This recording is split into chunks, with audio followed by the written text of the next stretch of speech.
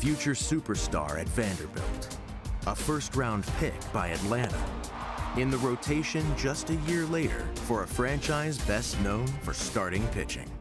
At 22, Mike Minor wasted no time establishing himself among the best in the National League. Got him swinging, strikeout number 9 from Mike Minor. Sidelined for 2 years by injury, he emerged as the best reliever in a town that built championships on their bullpen. The Royals, 2015 World Champions. But now, Mike Minor is a starter again. Swung on and missed, strike 3.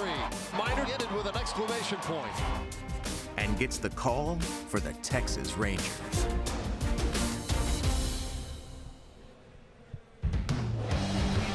Rangers baseball is presented by Shiner Sea Salt and Lime. And welcome to Baltimore, everyone, as the Rangers get ready to head into the All-Star break as they look for their 4th win on this road trip. They'll be taking on the Baltimore Orioles. First pitch coming up here in just a couple of minutes. And welcome into the booth. I am CJ Nikowski along with Tom Grieve. And Tom, we have talked about Mike Minor a lot. The adjustments into the rotation have seemed to be going very well here lately. They have, CJ, and as you well know, he's already thrown more innings at the All-Star break as a starter than he did all last year as a reliever with Kansas City. So the Rangers are monitoring his innings. Doesn't seem to be necessary, though, if you look at the performance, his most recent performance. In his last 6 starts, he's given up 3 earned runs or less in each start. He's averaging over 6 innings per start. During that time, his ERA is .265, and opponents are only hitting a little bit over 200 against him. As we head to the All-Star break, CJ, and look to the last couple of months, he looks to be, right now, the Rangers' most consistent starter. He has been very good, and the fail-safe with Mike Minor is, well, if it didn't work out in the rotation, you could always put him in the bullpen. Well, the Rangers haven't needed any help in the bullpen. They have been very good this season. And it seems like a bullpen, you never know from year to year exactly what you're going to get. When the season started, the Ranger bullpen was okay. The ERA was .423, not terrible. It was in the bottom 3rd in Major League Baseball. But since May 25th, it's really gotten much better. The ERA is .266. That's 2nd in Major League Baseball. If you look to a good bullpen, one thing you'll find is an anchor to that bullpen, namely the closer. For the Rangers, it's been Keone Kela. He's grown into that role. He's always had closer stuff, but now he is the closer, and he's been terrific. 23 out of 23 in save opportunities. As a closer, in save opportunities, his ERA is under 1, and the opponent's batting average is only .167. He has been fantastic. Closing the door has not been an issue for Kela at all this season. Well, when we get back, we're going to talk about one of the young stars here on this Rangers roster. Nomar Mazara had gotten his career off to a great start. We wondered, where could he go from there? Well, he continues to climb. The consistency still happening for the 23-year-old. When we get back, we're going to put him in our spotlight. Rangers baseball is sponsored by Ford. Visit your local Texas Ford dealer during the Ford Summer Sales Event. Ford is the best in Texas. By Southwest Airlines. Low fares, no hidden fees. That's transparency. And by Shiner Sea Salt and Lime.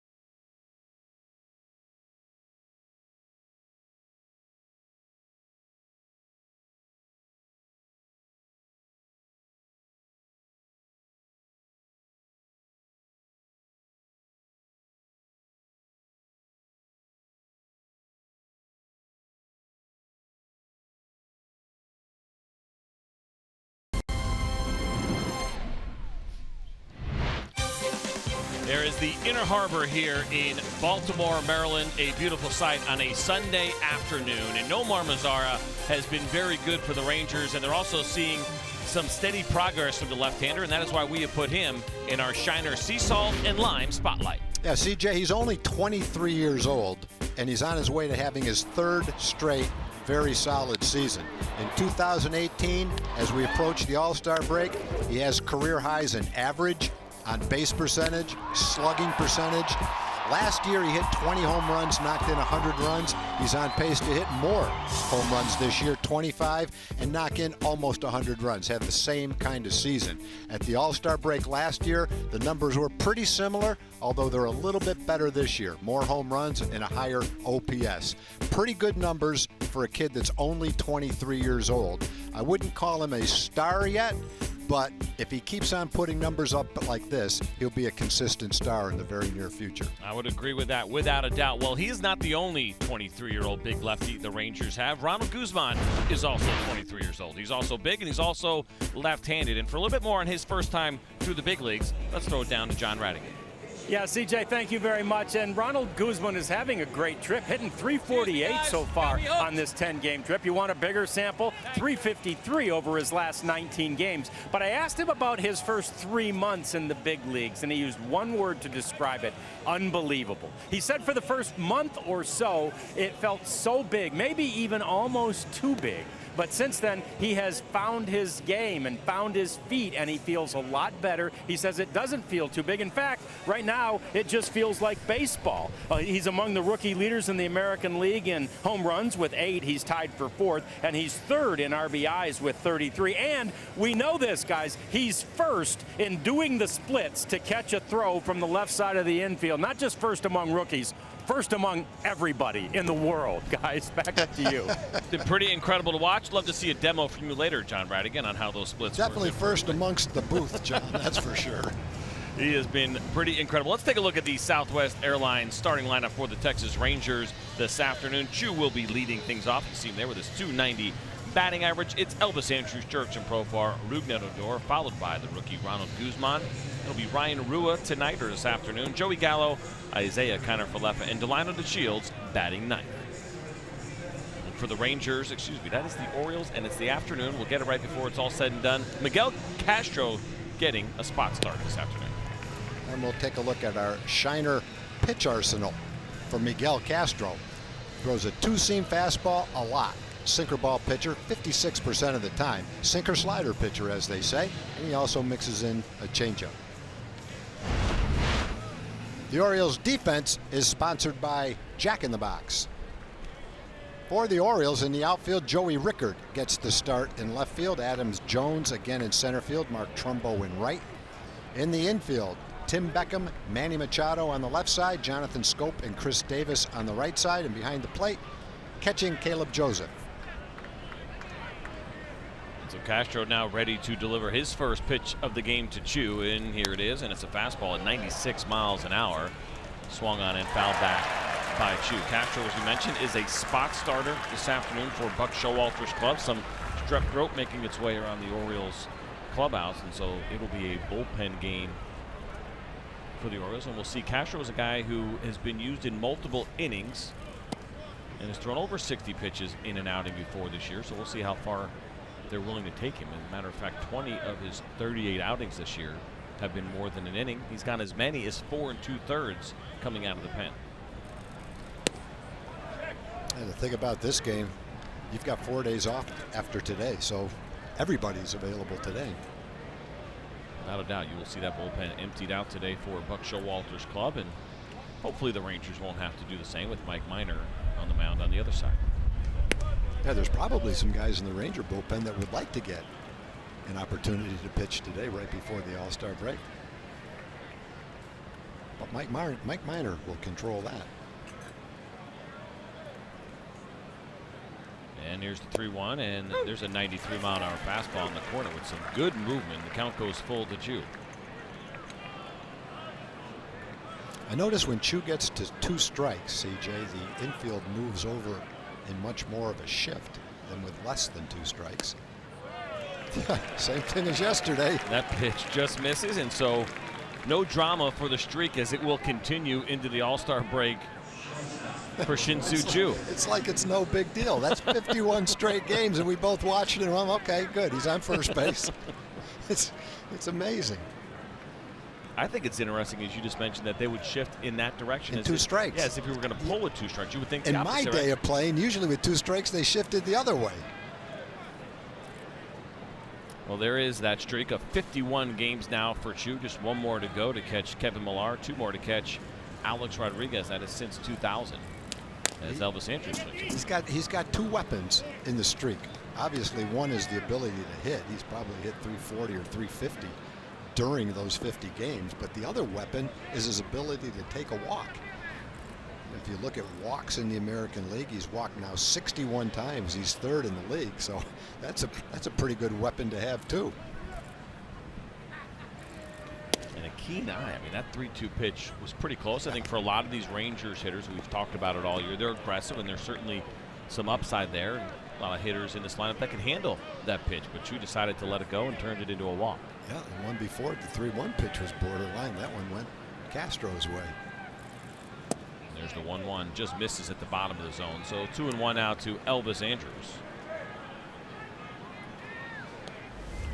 It was interesting with Castro. Buck Showalter mentioned last year that they thought maybe he could be a guy that could convert to a starter. It hasn't happened yet.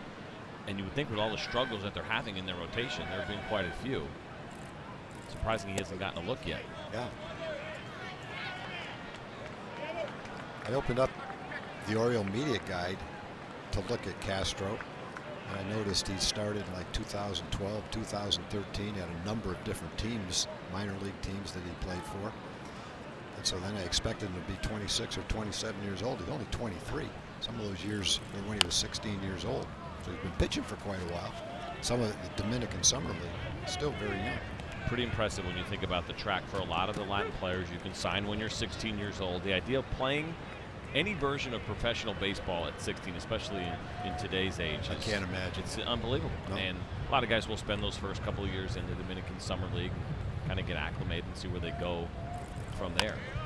The advantage is that you get all that professional experience. Like you said, well, this guy's been around a while, and he's only 23 years old, and there's still so much time left in his career, but yet here he is with a ton of experience professionally. 35 starts at the minor league level for Castro. Yeah, and one of the big benefits to signing when you're 16 as a Dominican player and then going to the Dominican Summer League and staying in the academies, well, there's a lot of benefits. He walks the second guy. You mentioned the instruction, but the other benefit is they get to eat much differently and work out. And a lot of these kids come from areas, come from backgrounds where 3 square meals was not always in the cards when they were little.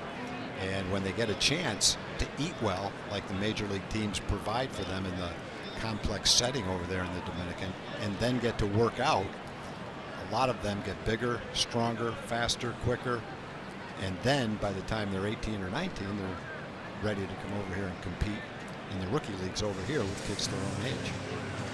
The path really is incredible. I've always said that it's a great idea for players whenever they get the opportunity to go try and play winter ball. I spent some time in the Dominican, but didn't do it until I was 38 years old. At the end of my career, and regretted that I didn't get a chance to experience it a little bit early, because along the lines of what you were talking about, you get a little bit of a better feel for your teammates and kind of what their backgrounds are, what their home country is like. And I think it makes you a better teammate yourself. Absolutely. When you have a chance to experience that. La Romana, by the way, a beautiful area of the Dominican Republic.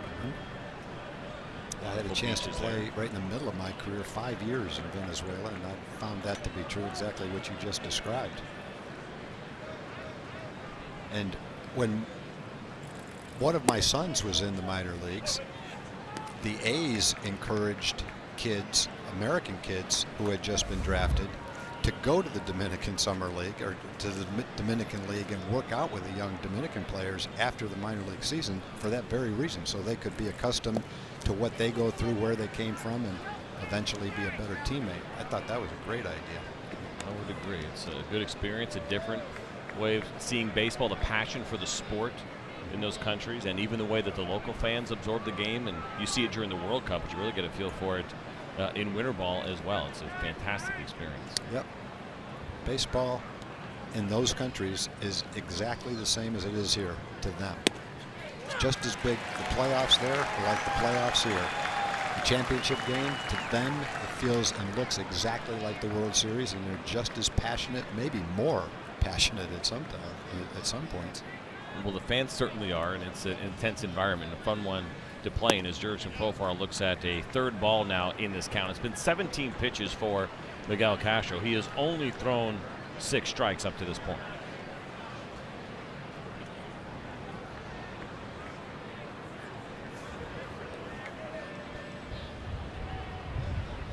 Here's the 3-1 now to Profar, and he swings and misses, and you can see the upside of Miguel Castro. He has got a live fastball with good movement. We have seen good velocity as high as 95 miles per hour. When you watch him throw, he doesn't look like the kind of guy that should have huge control problems. And it's not like he's throwing him past the catcher or bouncing him in the dirt. He's somewhat around the plate. 3-2 is popped up to the left side. This one will reach the seats, and we'll do this full count again. Castro on the year overall out of the Orioles bullpen, very good ERA, 3.04, but the walk rate is quite high at 5.2 walks per 9, and you see the live stuff, and it's kind of surprising to see that he has a lower strikeout rate. He has not been a big swing and miss guy at the big league level, despite the live arm, and as you mentioned earlier, good slider and pretty good changeup as well, as this one is drilled down the right field line and deep, but way deep, but also way foul. Yeah, that was a mid-90s fastball, and probably a little bit inside. And Jurickson, he definitely had a good swing at that ball. He hit that right off the barrel of the bat. Might be longer than his first home run in Cleveland. In his first at bat. Well, he tried to go to the changeup, and it is now the third walk of the inning, and so the bases are loaded with nobody out here in the first inning, and you see it right there for Miguel Castro now, just 9 strikes on the 21 pitches that he has thrown. And if you're sitting down in that Baltimore Orioles bullpen right now, you knew it was going to be a bullpen day. You didn't think the bullpen would be getting up and start stirring, though, in the first inning. No, and even if he's not, Buck's not calling down there, the guys that are in line are probably doing some calisthenics, some stretching, and at least thinking about it.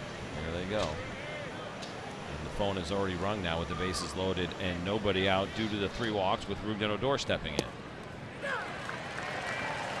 Castro goes to a breaking ball for strike 1.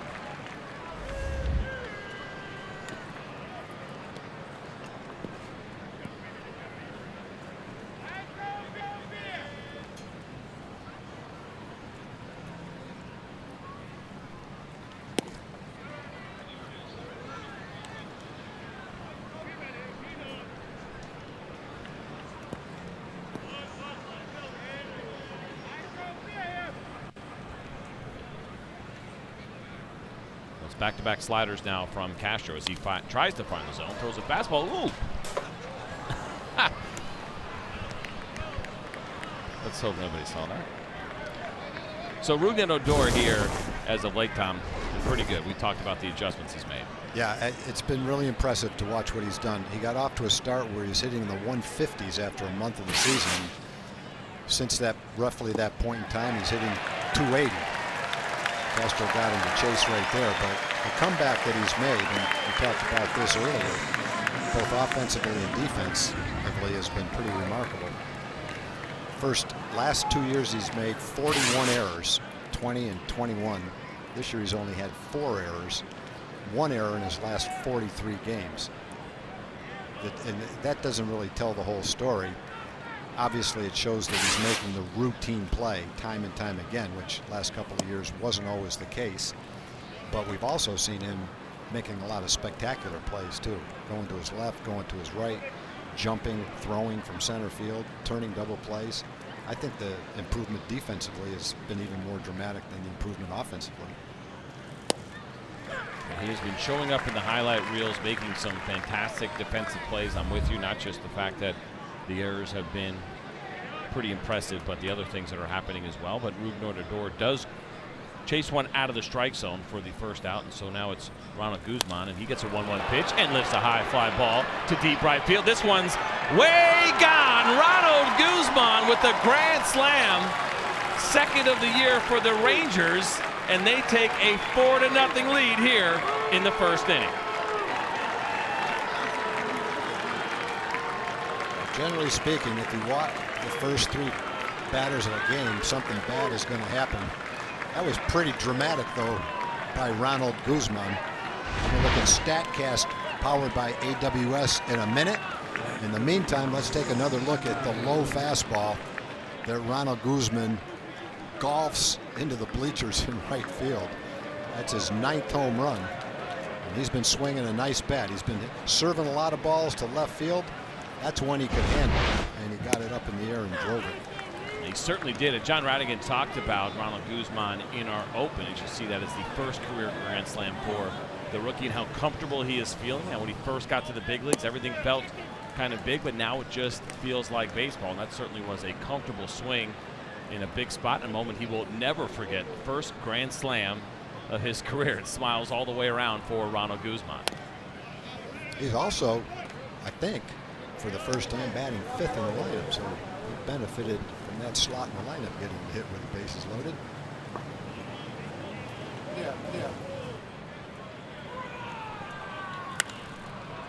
Ryan Rua hits a fly ball to shortstop. Manny Machado's there, makes the play. So now there are 2 outs here in the first. I wanted to button up what you were talking about with Rougned Odor and just kind of what he has done defensively. The plays have been one thing, but the range, as you mentioned, getting to more balls. And, you know, we talk about this a lot. I don't love defensive metrics. There's numbers. You can talk about them. They're certainly not exact, but they do keep track of that. They call it that ultimate zone rating. And last year, Rougned Odor was a negative 4.8. The year before, a negative 5.4. Well, this year, he's a positive 2.4. So even metrically, it's not just our eyes, but getting backed up by some numbers as well. As Joey Gallo hits a hot shot to Chris Davis at first. He takes it himself, and the inning is over. One more shot at Ronald Guzman with the bases loaded. Gets a low fastball and golfs it high and far to right field, and the Rangers jump out to a 4-0 lead.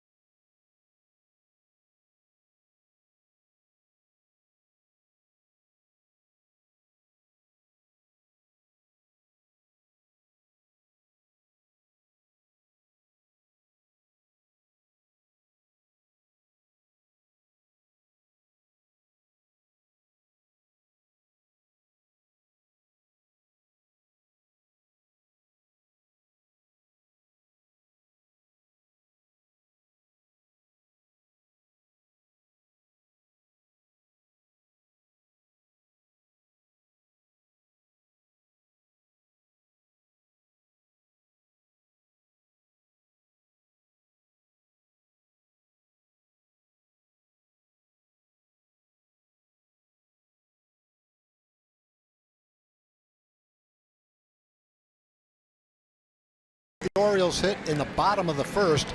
Let's take a look at how they got there and look at StatCast, powered by AWS. Ronald Guzman with a low fastball, golfs it off the bat at 99 miles an hour, got it up in the air, 32-degree launch angle, and hit it about 20 rows back in right field. So the Rangers jumped off with 3 straight walks in the inning. Castro got a strikeout, but he couldn't get the low fastball by Ronald Guzman. One hit in the inning for the Rangers, but it was a huge one as we take a look at the lineup for the Baltimore Orioles this afternoon. You see Tim Beckham leading things off. It'll be Scope, Machado, Jones, Trumbo, followed by Valencia, Davis, Joey Rickard, and Caleb Joseph batting ninth.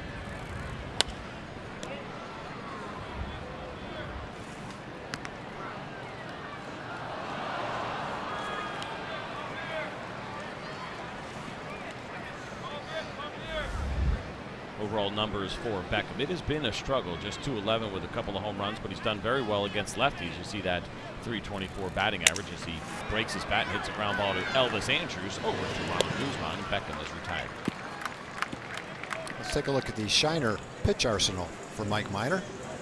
Off to a good start. We have broken bat out. Four-seam fastball almost half the time, and then he'll mix in a slider, a changeup. Doesn't throw his curveball quite as much, but he'll still mix it in 11% of the time. As we've talked about, he's pitching very, very well lately. Last 6 starts, 2.65 ERA, and opponents are only hitting a little over 200 against him.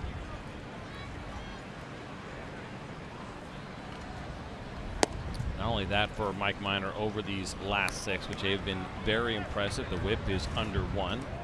Prior to that, it was nearly 1.4. And the innings, the pitches per inning have been down.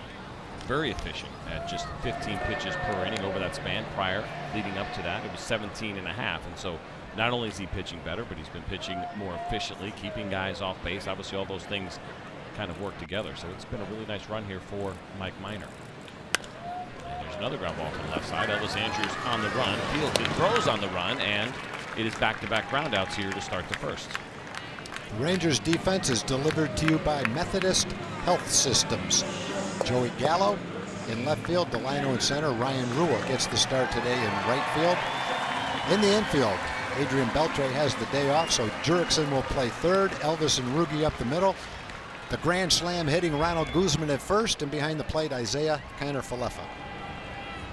Part of the Mike Minor story, too, has been the Rangers managing his innings the best that they can. They have mentioned what will happen with the rotation coming out of the break, and not surprisingly, Mike Minor will be 5th. They'll be able to give him a significant amount of time in between starts, as this one is drilled deep to left field, and Manny Machado has just homered in this game against Mike Minor. That is number 24 for the All-Star. Manny was a little bit quiet in yesterday's game. Looked like the Rangers went out of their way to pitch around him for the most part yesterday. And Mike, with 2 outs and nobody on, threw a first pitch fastball for a strike. And Manny was sitting on it, definitely ready for it. And just a matter of how far it was going to go. Home run number 24. A lot of these Orioles fans wondering how much longer they will see Manny Machado in an Orioles uniform doing that. After the All-Star break, they will open up a 3-game series in Toronto, and then there is a homestand, 7-game homestand. If Manny Machado is still an Oriole then, that will likely be the last time they see him. But certainly those thoughts have to be creeping in Orioles fans' minds. It's almost a sure thing that come deadline time he will no longer be here, as Mike Minor breaks another bat. Adam Jones, weak pop up to the right side, and Ronald Guzman has it. And the inning is over, but the Orioles answer back with a solo home run of their own. It's 4-1. We're only through 1 inning.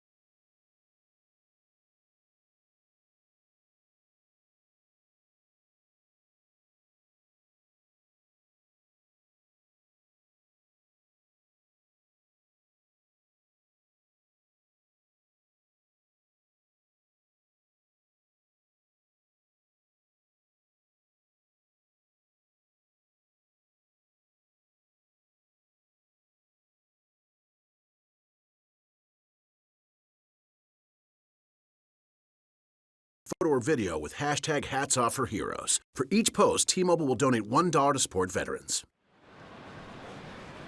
Back here at Camden Yards with the Rangers and the Orioles. Right before we head into the All-Star break, and top of the second inning, Isaiah Kiner-Falefa leading things off for Texas. Breaking ball called strike, count even 1-1. We saw 9 runs in game 1 of this series. The Rangers won that one by a score of 5-4, but we saw just 1 run in yesterday's ball game. The Baltimore Orioles were able to shut out the Rangers, and it was a well-pitched game between both clubs. Martin Perez was fantastic in his return to the rotation. He will start the first game back from the All-Star break, and the idea there is to get Martin as many starts as you possibly can after missing a significant amount of time with that right elbow issue. Watching that game on TV, CJ, you were here, probably a better feel than I would, but it looked like as the game went on, he really found his rhythm. And judging by the look on his face after the game, he had to be feeling really happy with that performance. I think it was a long time coming, but very positive for him. And you always worry about that first one, too, right? Back against big league hitters. How is a guy going to feel? We've heard a lot about Martin Perez and working on those emotions, and he was pretty locked in yesterday as Isaiah Kiner-Falefa takes a called third strike. Take a look at some of the highlights from that game. His fastball was pretty consistent, around 93 miles an hour. Got some ground balls when he needed them. Helped himself with good defense. By the end of the game, his fastball changeup combination was really getting the job done. Very impressive. Good, nice job. You see it there, expanding the zone a little bit. He was the good version of Martin Perez, and of course from 2016 through 17, he has led all of Major League Baseball with double plays turned. He just has that knack. I know you've seen it now for multiple years. He had 3 double plays yesterday. The Rangers turned and did a really nice job. As Delano DeShields takes a breaking ball for a called strike. He's down in the count 0-2. I think he was feeling at the beginning of the year the same way he did yesterday. He just wasn't able to perform because of the injury that he had. But fortunately, he's healthy, and he's got a couple of months more after the All-Star break.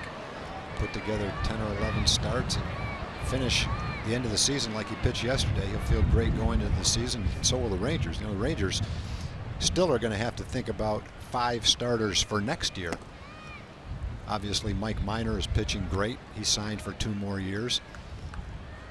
But Martin has options on his contract. And the Rangers are going to watch the last half, and hopefully that works out great, because Martin throwing for the Rangers in the next couple of years like he did last night would be a huge development and a nice positive thing for the rotation looking forward. That's a good storyline, I think, for the second half for fans to watch. Keep an eye on Martin Perez, and as you mentioned, thinking about that option. And if he does anything close to what he did last night, he was exceptional.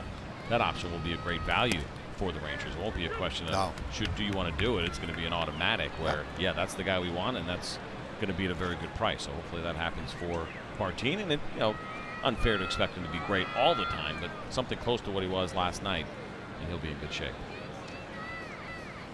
Full count now to Delano DeShields.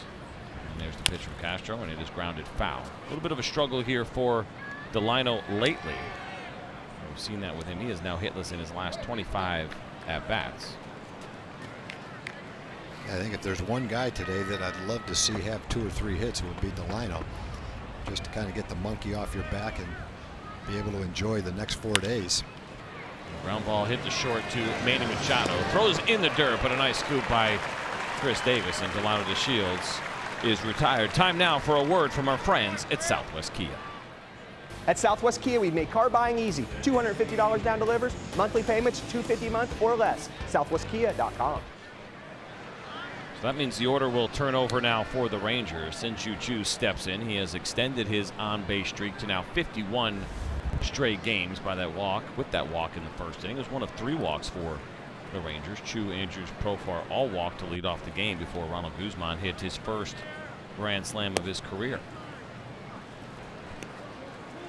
It was the 9th homer and 37th RBI for Guzman.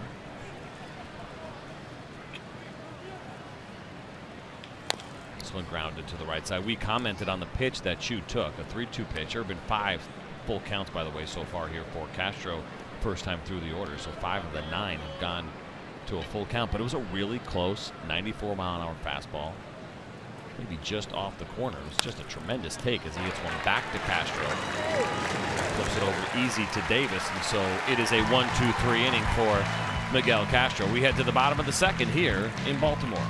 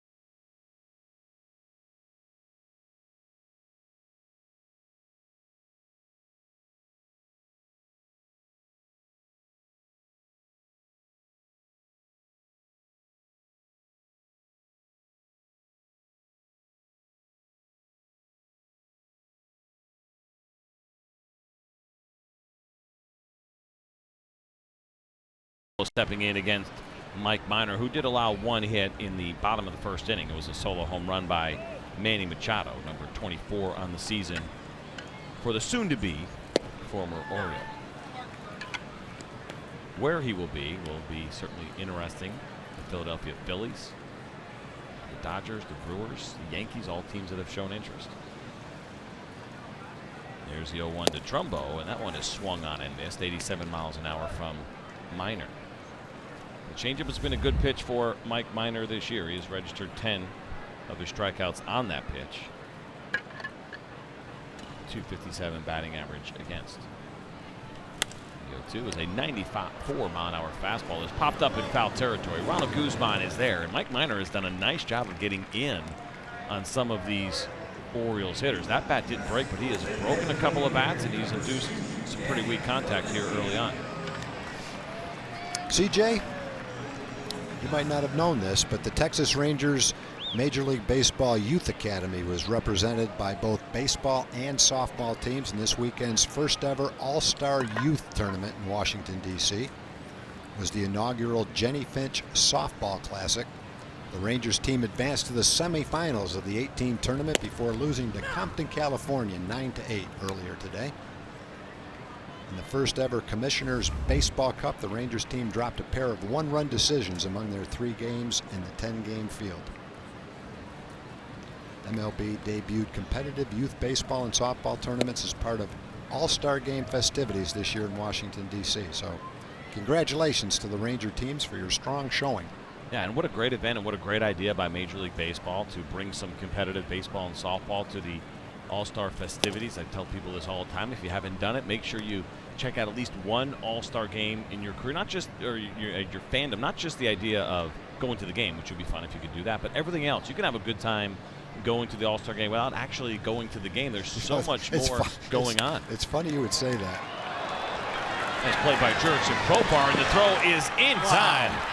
Tremendous play at third base by the Ranger third baseman, or utility player, I guess we should say, but third baseman Here's today. A question for you. How do you compare that play to the one at second base last night where he threw wildly? This shows the talent that he has. Nice range, good hands to catch that ball, the agility to get up quickly, and then an accurate, strong throw. Yesterday, he had a routine ball hit to second base, stumbled, got up, and then threw it wild at first base. So still a little bit of erraticness in his throwing, but when you see a play like that, you know what the talent is.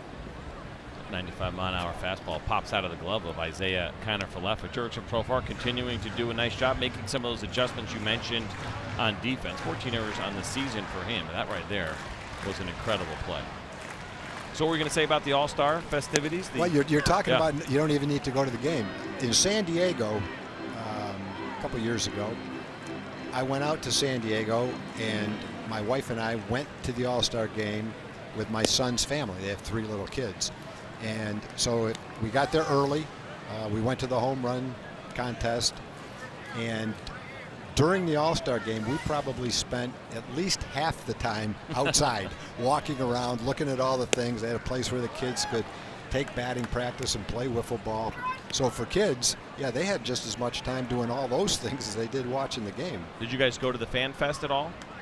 No, because the Fan Fest is a whole nother thing. There's yeah, that's so much even going better. on, and no, we didn't have a chance to go to that. Tons of vendors and different opportunities. There's batting practice at those as well. And if you're a baseball fan, you should try to do it at least once, whether there's one that's near your hometown, or if you see it coming up at maybe a destination or a ballpark or a city that you've always wanted to check out. It is worth it. Baseball does an excellent job, and now adding this competitive baseball and softball to it as well for the academy. So baseball does a great job of showcasing their sport for the entire week. Chris Davis fouls that pitch off. Count 2-2. It's been a historically bad season for Chris Davis. That 156 batting average is the lowest in all of baseball. The 9 home runs, we talked about this on Friday a little bit. The average, certainly not expected to be that low, but the bigger surprise, I think, is the lack of home runs from the big power hitter. And he throws his bat at that one and pops it to the left side. Profar chases it, but he'll go into the stands, and the bat boy will go retrieve Chris Davis's bat. It's pretty obvious when you watch Chris that there's a struggle going on. That last pitch looked like a fastball somewhat near the plate. Looked like a strike. And when Chris is going well and feeling good, might have been a cut fastball. I'll take that back. Slider. That's the kind of pitch that he would try to drive to left field. That fastball at 95 miles an hour just misses. Good velocity from Mike Minor, which gives me an idea for another event at the skills competition, the bat toss. I'd probably take Chris Davis near the top as he looks at a breaking ball for a called strike 3. So a nice job by Mike Minor. 3 up and 3 down. He has retired 6 of the 7 hitters that he has faced so far this afternoon here in Baltimore.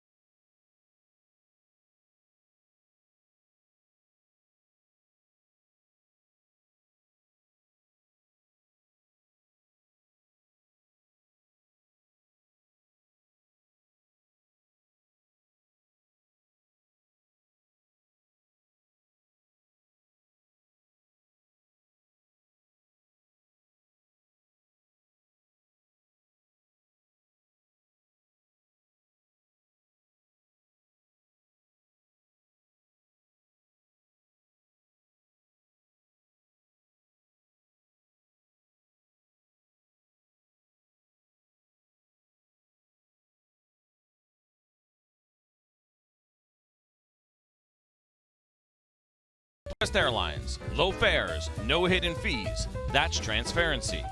And by Shiner Sea Salt and Lime. Welcome back inside Camden Yards.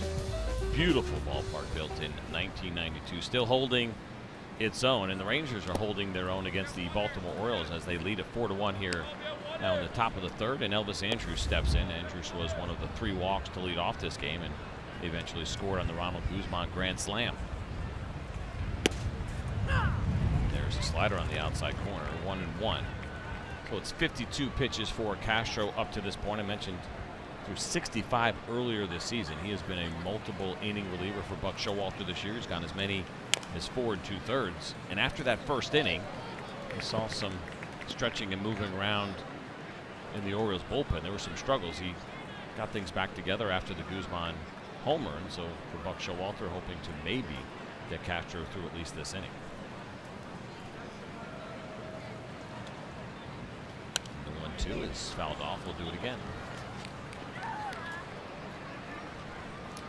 It's our Southwest Airlines bullpen live look, and so it is the lefty that is up, Tanner Scott, for the Orioles. And so Buck Showalter probably thinking that Castro doesn't have very many pitches left. I mentioned those 65 pitches, but that was all the way back on May 10th. As Elvis Andrus hits a ground ball to Manny Machado, he fields it cleanly over to first, and there is 1 out here in the third. Time now for a Chevy game break. Let's throw it to Dana Larson.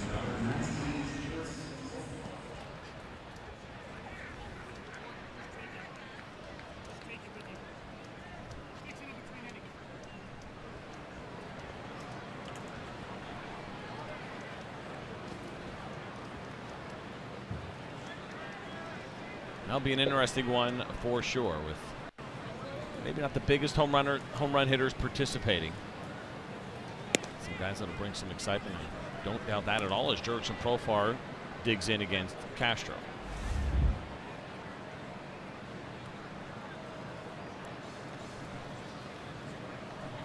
There's the 1-0, and that one misses pretty badly. Count even 1-1.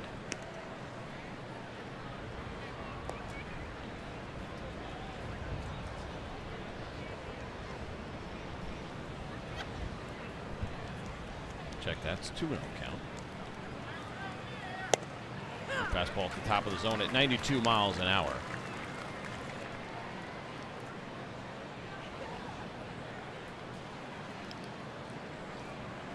Profar has bounced around a lot defensively for the Rangers this year. Made a great play at third base in the last inning. We've seen him at short, we've seen him at first, and we've seen him at second base. Pretty much every position in the infield. And coming into the season, that was kind of the expectation. He got some steady time at short when Elvis Andrus was out.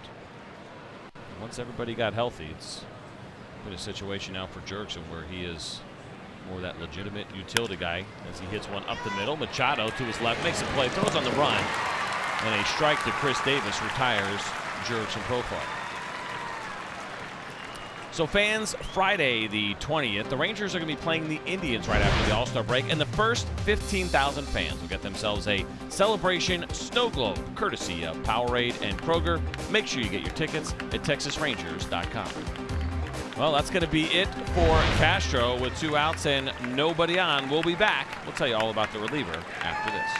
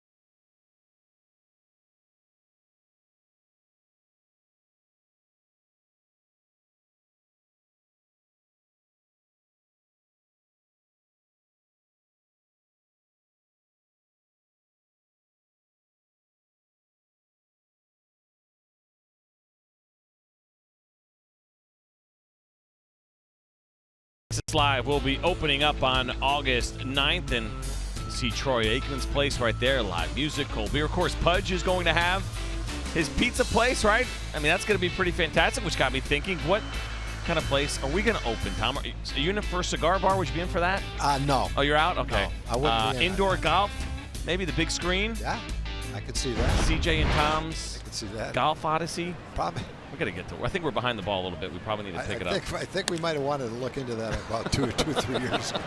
Ground ball to the right side, and Ruben Odor is going to beat it out. I don't know if you technically will call that an infield hit, but it was fielded by the second baseman, Jonathan Scope. Yeah, that's one. Not much difference between that ball rolling out to the right fielder and Scope catching it where he got it. He completed the play just to be able to say that he did. In case Ruby fell down and missed first base, I guess. Pretty awkward throw, and you see that all the time with the shifts, right? You get thrown out on that one, you better check your speed.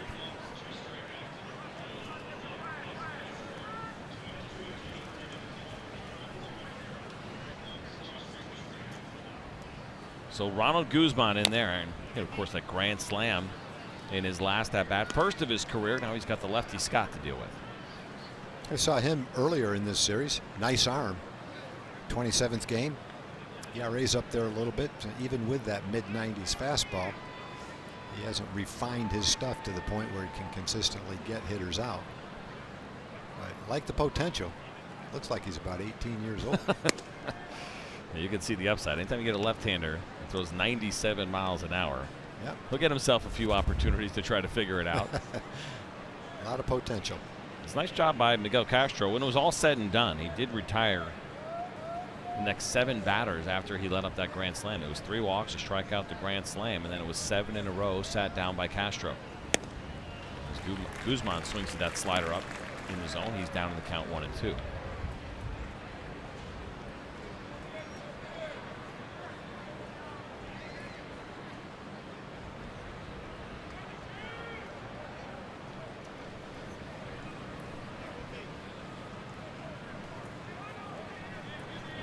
And that one is swung on and missed, and Guzman is down on strikes, and so Scott comes in and gets the job done. 1 base hit, 1 man left. We'll head to the bottom of the 3rd inning with the Rangers leading 4-1.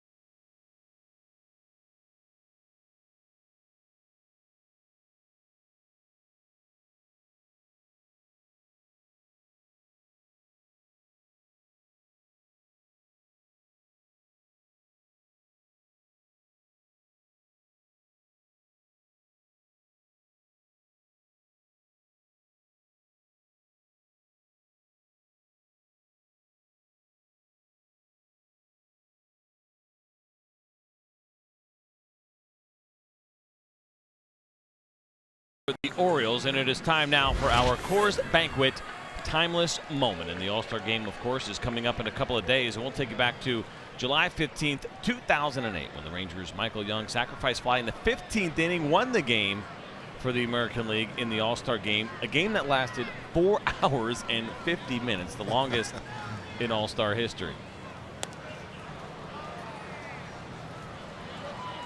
And he had some pretty good moments in the All-Star Game, did Michael Young. This is 2006. This gets look like trouble often. Shot one in the gap. Slides in at third. I think Carlos Beltran was playing out there in center field. Miguel Cabrera was playing third base. Didn't realize it was that long ago, those guys playing those positions in the All-Star game. Of course, Michael Young won the MVP of that 2006 All-Star game.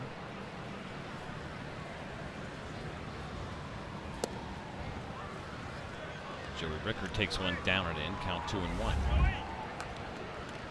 I was talking to somebody the other day about Michael Young as a special assistant and that role in general, and you see some players that will get a special assistant role, and sometimes it's maybe a little bit more from a community relations standpoint or advisory board, whatever it may be. But Michael does an excellent job in that role. One of my favorite things that I'll see him do is get on minor leaguers a little bit. Sometimes on social media he'll do it publicly, and the idea of a guy like Michael Young saying something to you, and you're a Ranger farmhand, being a little firm with you. I mean, I love that role, and I love the responsibility that he has taken on and really taken that upon himself to put himself into that role. It is easy when you've been a big-time player, done really well for yourself, just to kind of kick back and enjoy retirement. But that's not what NY's been doing. No, that's not who he is. He wasn't like that as a player.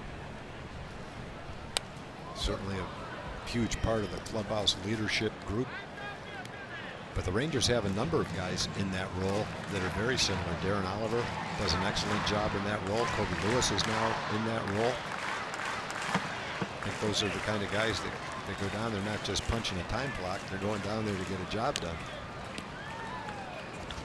I think it's a big challenge in baseball for successful players finding a way to, ones that really seem like they could be good coaches or good advisors, whatever it may be, to get them to come back into the game and really contribute.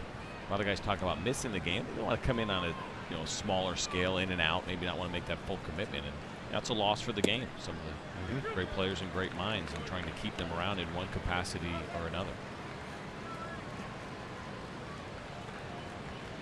Well, Darren pitched for, I think it was 22 years as a left-handed pitcher, starter and a reliever. Kobe pitched some of the best games the Rangers have ever had in the postseason. Michael's career speaks for itself. Of course, Pudge is in that role too. So you've got guys who not only accept that role and perform in it, but are also famous, well-respected, and well-liked Rangers.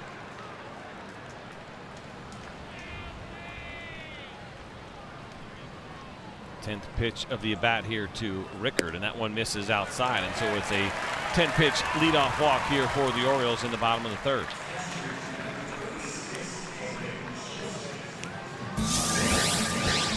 So fans, on July 21st at 7:05, the Indians will be taking on the Texas Rangers. And that, of course, is Elvis Andrus' Best Friends bobblehead giveaway. First 15,000 fans will receive that awesome bobblehead. It is number two in a series of two. Make sure you get your tickets at TexasRangers.com.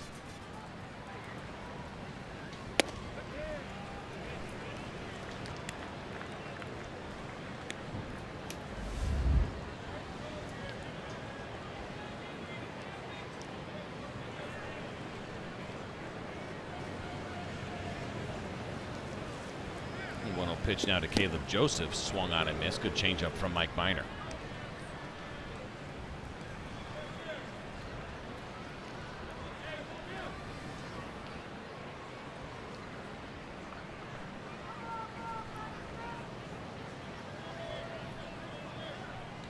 Over to first base, and Rickard back in plenty of time. For Caleb Joseph, you see the average there, just 205, but he has recorded back-to-back multi-hit games. First time for him that he's done that this season when he played on the 11th and the 13th. It's the first time he's had his average over 200 since opening day. That pitch misses up and away. Count now 2-1. Of course, he had that big hit against Jose Leclerc on Friday night. The bases loaded, and that Cole Hamels start drove in 3 runs.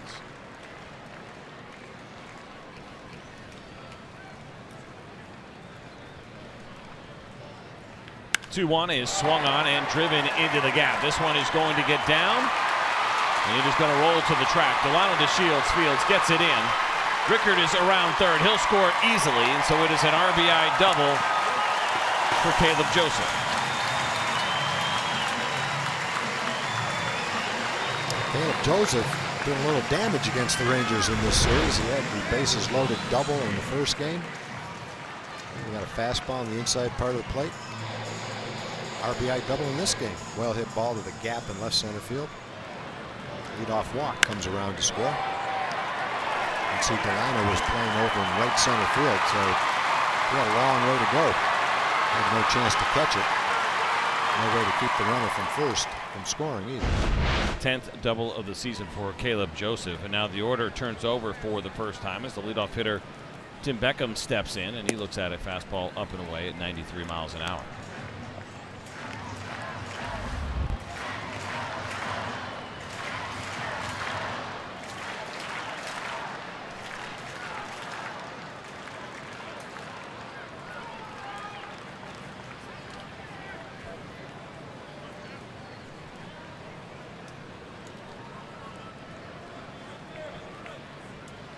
From Minor, there's a breaking ball that misses on the inside corner. So it's 2-0 now to Tim Beckham. It was a leadoff walk, a 10-pitch leadoff walk to Joey Ricker. He scored on the double by Joseph.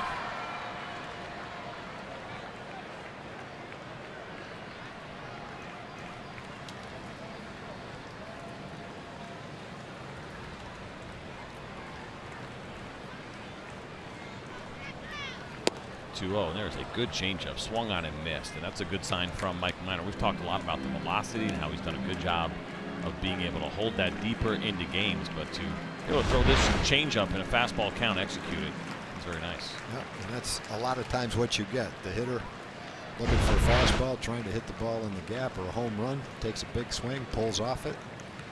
That goes through the zone before the ball gets there. Another one that is fouled off. Beckham did a nice job against Martin Perez, trying to go the other way in last night's ball game. And it's been a struggle for him, and a guy who came over last year from the Tampa Bay Rays and performed very well. Now, he played shortstop last year, but offensively he did a really nice job for the Baltimore Orioles. But this year has been a much different story. I think they thought maybe they found something in Beckham, a guy that could maybe have a little bit of bounce back in his career after hitting .306 in 50 games for the Orioles last season. But different story this year as he fouls back a 94-mile-an-hour fastball. He had 10 home runs in his 216 at-bats. It's been just 2 so far this year in 161 at-bats. And he has struggled. You know, he played short last year. Love him at short, so they made that switch. Manny Machado over to short, Beckham to third. There have been some struggles for him defensively and offensively this season in Baltimore.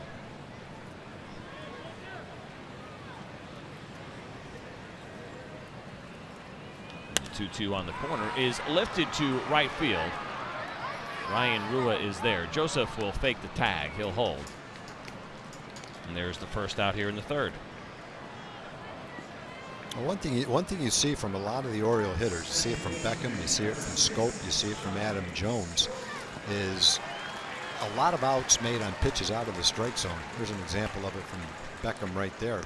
Scope did it the first time up, swung at a pitch up and away out of the zone, hit a little grounder to shortstop. That pitch to Beckham was not a strike, weakly hit ball.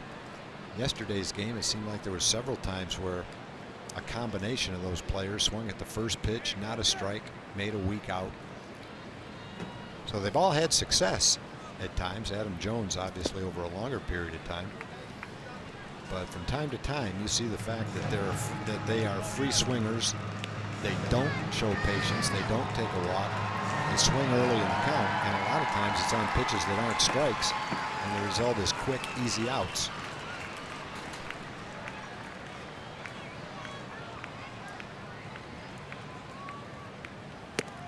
Scope, you just mentioned it, chasing pitches out of the zone. That 93-mile-an-hour fastball was way up and in off the plate, but he went hacking, and the count's even 1-1. I believe that's the kind of thing that would drive a pitching or a hitting coach crazy. You get yourself in that good 1-0 count, chase something out of the zone, and really kind of take away and lose your advantage that you just had. Yeah, exactly. Makes a huge difference. Minor tries to go up and in again. That one misses, and Scope holds off. Scope has been very good against the Rangers recently. He's got an 8-game hitting streak against Texas. That takes you back to July of last year, and over that time he's hitting .438, 14 for his last 32 against the Rangers.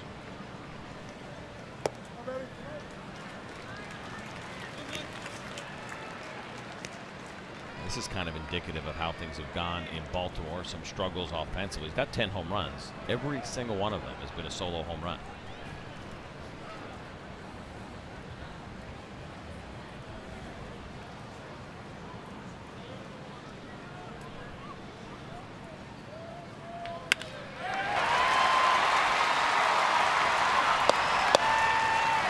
So Scope lines one to left field. A base hit for him. That'll put runners at first and third as Joseph moves up, and that'll bring up the dangerous Manny Machado against Mike Minor.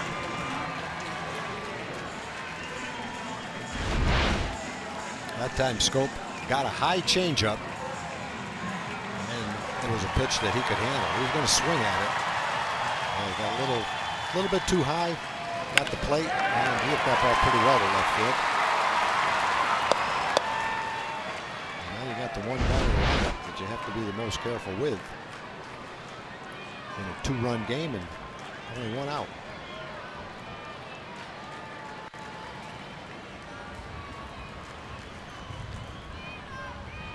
First pitch to Machado is in off the plate. Manny Machado is our TXU power player to watch here this afternoon. You see that home batting average for him, 356. That is third best in Major League Baseball. Over the course of his career, he has done very well here at Camden Yards, hitting .296 as an Oriole. 1-0 from Mike Minor, misses up and away, and so the count now is 2-0.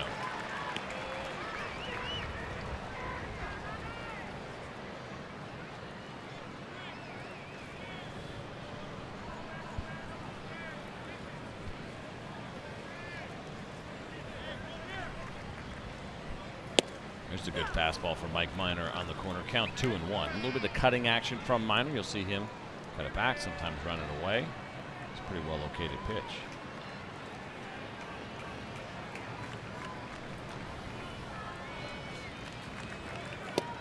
Same pitch. They might have been right on top of each other. So I noticed they threw the ball out after Scope got that base hit. I was like, oh, what did we miss? Hit number 600. We'd like round numbers. I think he's got probably a few more, so 600 base hits for number 6. And they're really going to want the next home run that he hits, and hopefully we don't see it here this afternoon. He's got 99 career home runs. Scope hit 32 of them last year.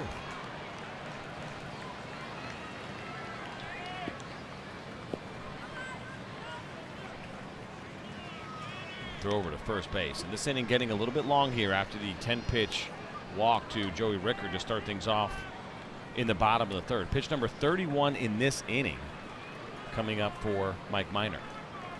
Mike got 2 quick innings. Very tidy innings. This one has been a struggle. His pitch count up there over 60 pitches this inning. Wow, a little bit of a break there as Manny Machado chased that pitch off the plate. And you think most guys in your day would have known when they got the hit number 600? I would have. I don't know about other people. No, you know what? I don't think I would. I don't think players really knew that stuff back then. The stats weren't kept quite the same way as they are now. There might have been some, but no, I wouldn't have known that. That changeup misses, and it's ball 4. The bases are now loaded against Mike Minor with just 1 out.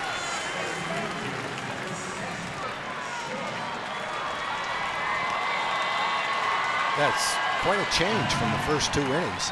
He did give up the home run to Machado, but other than that one pitch, there were a lot of good pitches, and 6 up and 6 down. But it does seem like that long at bat to Joey Rickard in the walk affected Mike in this inning.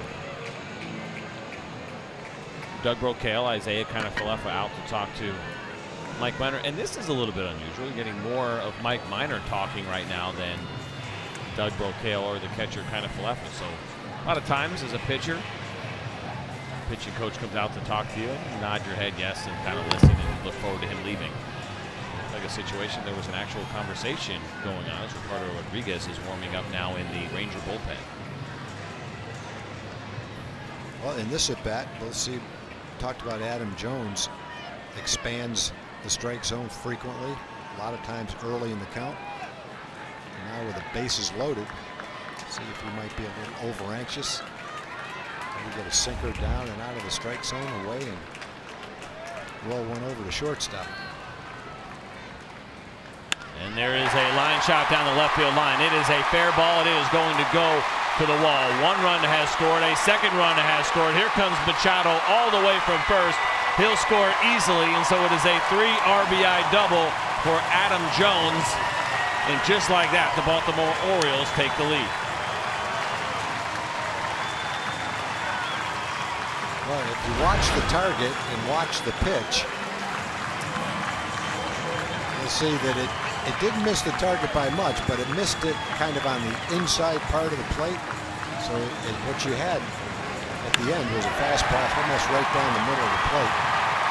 And for Adam Jones, who's going to be up there swinging early in the count, if not at the very first pitch with the bases loaded, throwing him a strike is probably a dangerous thing.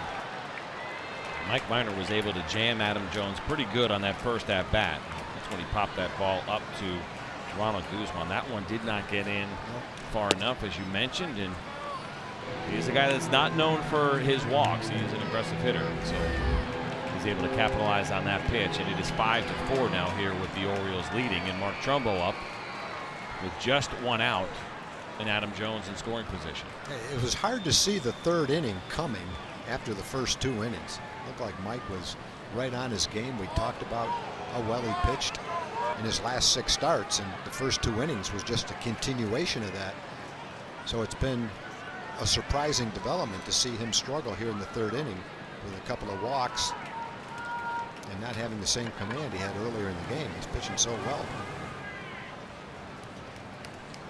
Here's a 1-0 now to Mark Trumbo, and he swings and fouls one back. And the concern for the Rangers with Mike Minor throughout the years, pitch counts, managing those innings, making sure that they were taking good care of him after spending the entire season in the bullpen last year. Now, the other part that comes into play here, it's only 60 pitches total, but a lot of clubs have kind of limits as far as how many pitches to let a pitcher throw in 1 inning.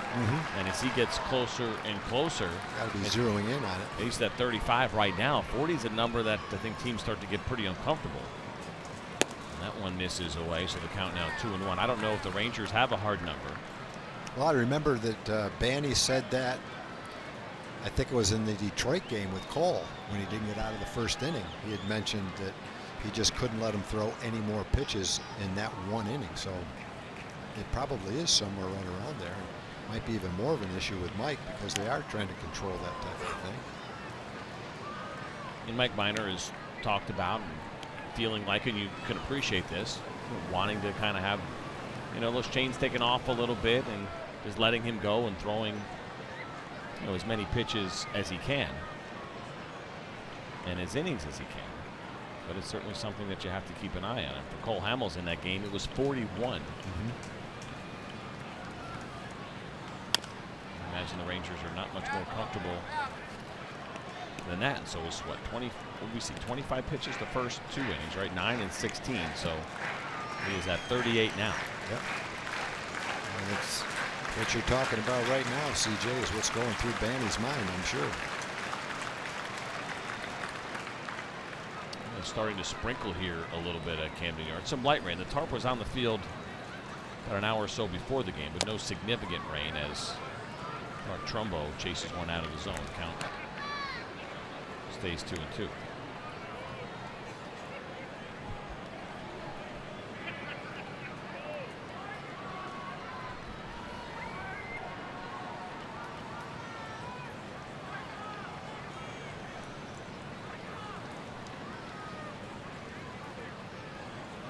There is pitch number 40 for the inning, and that one is fouled back. So we mentioned Cole Hamels threw 41 pitches in that game, got knocked out in the first inning, and really probably more precautionary than anything else because of the pitch count. Mike Minor getting ready to throw pitch number 41 in this inning.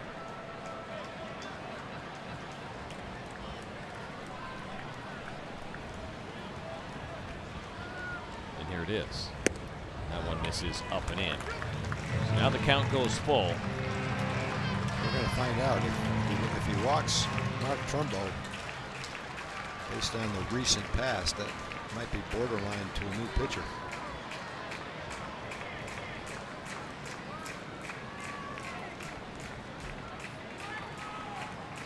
And the 3-2 is swung on and grounded foul, so we'll do it once again. The Orioles have done an excellent job this inning of working counts. It all started with Joey Rickard, who doesn't play regularly for Buck Showalter's club. He's in the outfield this afternoon. Trey Mancini's getting a day off. That 10-pitch at bat to lead things off here in the third inning really set the tone to what turned out to be a very long inning for Mike Minor. And this one is finally popped up in foul territory. Ronald Guzman is coming over. He'll make the catch, and there is the second out of the inning, and here comes Jeff Bannister. I think that pitch number you mentioned was right on the money. It was 43 pitches for Mike Minor in this inning, and so unfortunately he is going to be unable to finish it. Carter Rodriguez is coming on. We'll tell you about him when we get back.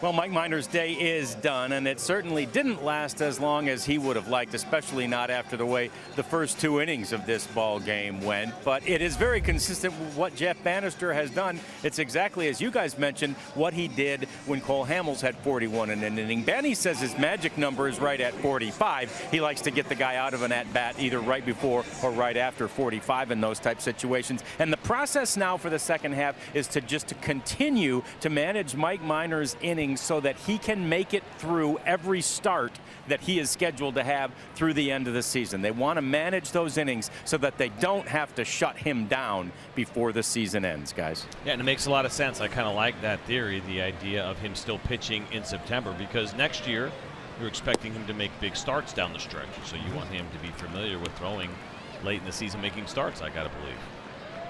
Yeah, the total innings is going to be dramatically more this year than it was last year. I would say get through September healthy this year and then go to spring training next year with no such limits.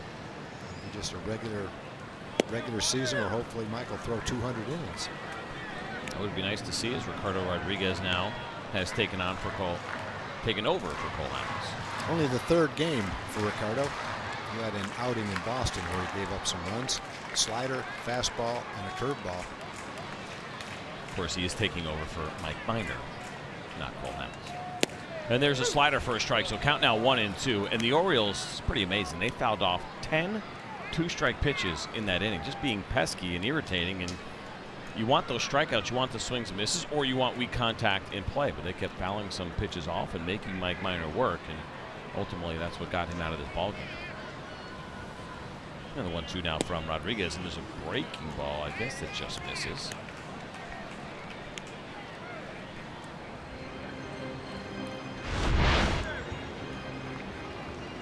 Could have been. I mean, Fox Tracks is known to be very honest and to never lie. In Ricardo's mind, it should have been. Here's one grounded to the left side. Jurickson Profar fields it cleanly, throws to first, and it is offline, and it is wild. Ronald Guzman can't get it. And it is going to be an error for Jurickson Profar, number 15 for him on the season, which allows another run to score. Yeah, I think all you can say on that throw is that throw was so bad that even the Condor couldn't catch it. It just bounced too far away from him. It hit the grass and skipped. Ronald is anticipating something that he can at least keep his foot on and scoop. And as he's trying to stretch and keep his foot on the bag, the ball skipped off the grass and went by him, and he wasn't able to keep his foot on the bag and reach the ball. So that means Chris Davis steps in against Rodriguez. He is the 9th batter of the inning, and he chases a 95-mile-an-hour fastball out of the zone.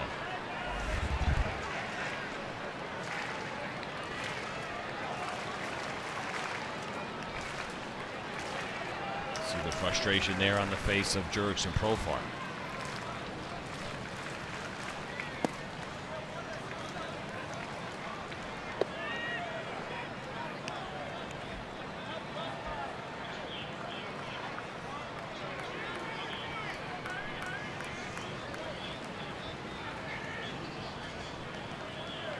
The 1-1, and that one is swung on and lined up the middle. That'll be a base hit for Davis, and so the inning will continue here for the Baltimore Orioles.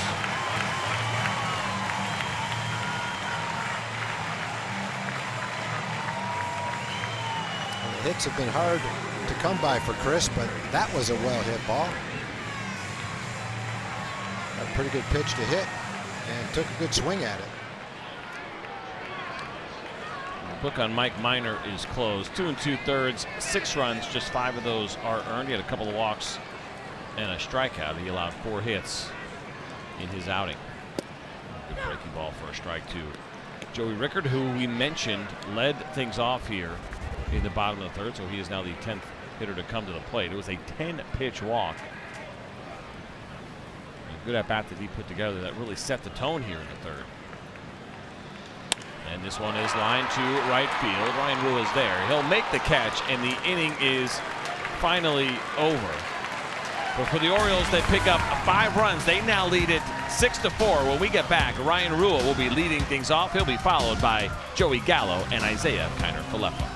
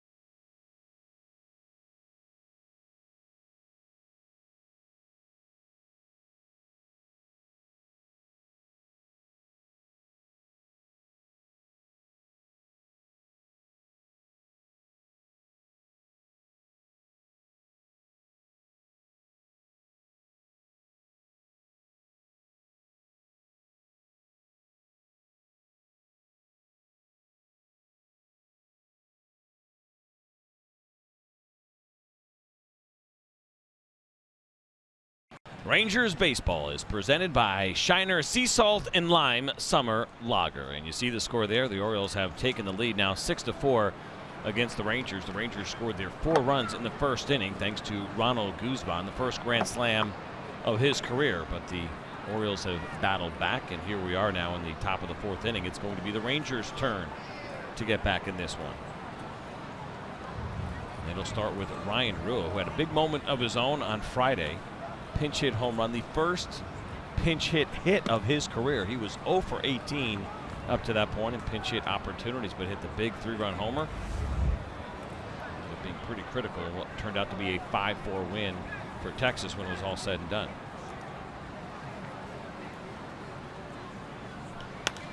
And Rua pops one up right side, but this one should reach the seats, and it does.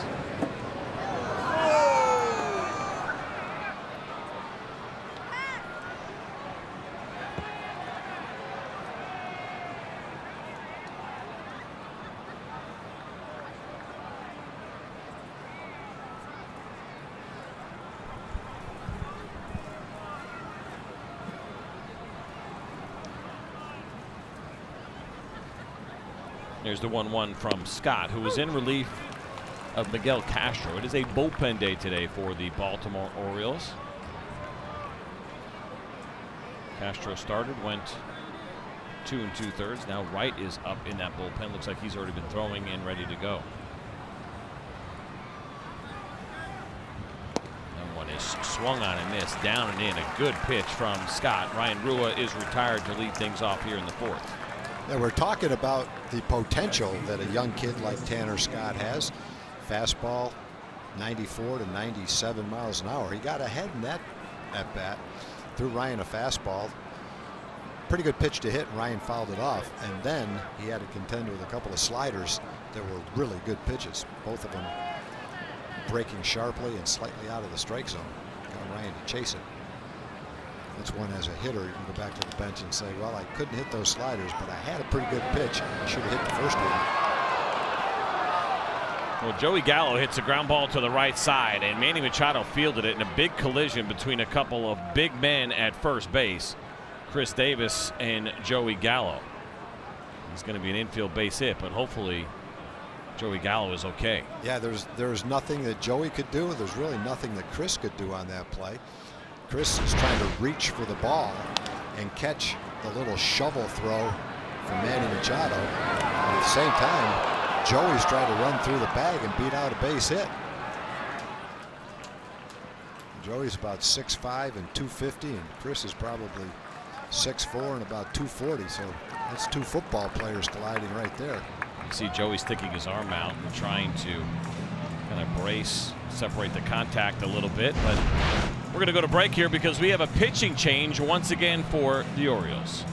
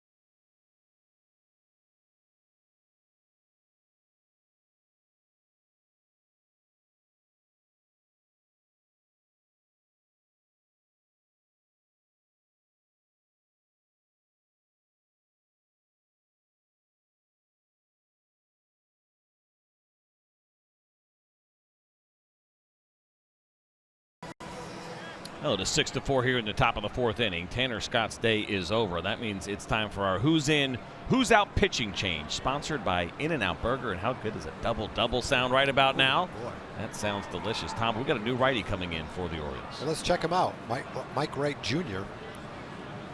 He's been pitching much better lately than his overall numbers might show. In fact, in his last 16 appearances, his ERA is 191. So Wright is in to face Isaiah Kiner-Falefa. There are the overall numbers for Wright. You see the arsenal. It's fastball, slider, and curveball. There's a 94-mile-an-hour fastball that just misses against Isaiah Kiner-Falefa. Isaiah, by the way, participating in a pretty cool thing that he's doing with other athletes from Hawaii. It's called Heroes for Hawaii. Make sure you check out that website, heroesforhawaii.org. They are trying to raise money for volcano and flood victims in Hawaii. Colton Wong is involved in that.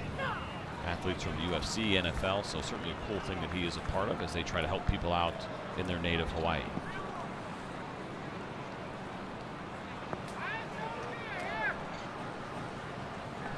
Another very worthwhile cause that people might not be aware of is Marty Scott, who used to be the Ranger farm director for a long time and then went to work for the Marlins for a long time. He's going through some severe health issues and hard times, and there's a GoFundMe page for Marty that anybody that knows Marty or is interested in helping Marty out could go to. He's gotten an incredibly warm and loving response from people throughout baseball. Baseball community always does a great job, I think, of supporting each other, and so that's certainly good to hear. As the rain coming down a little bit heavier now as Isaiah Kiner-Falefa pops one up to shallow left field. Manny Machado is calling for it. He makes the catch, and Joey Gallo will trot back to first base. 2 outs in the top of the 4th. To add on to that one a little bit, that baseball assistance team does a great job, that bat charity.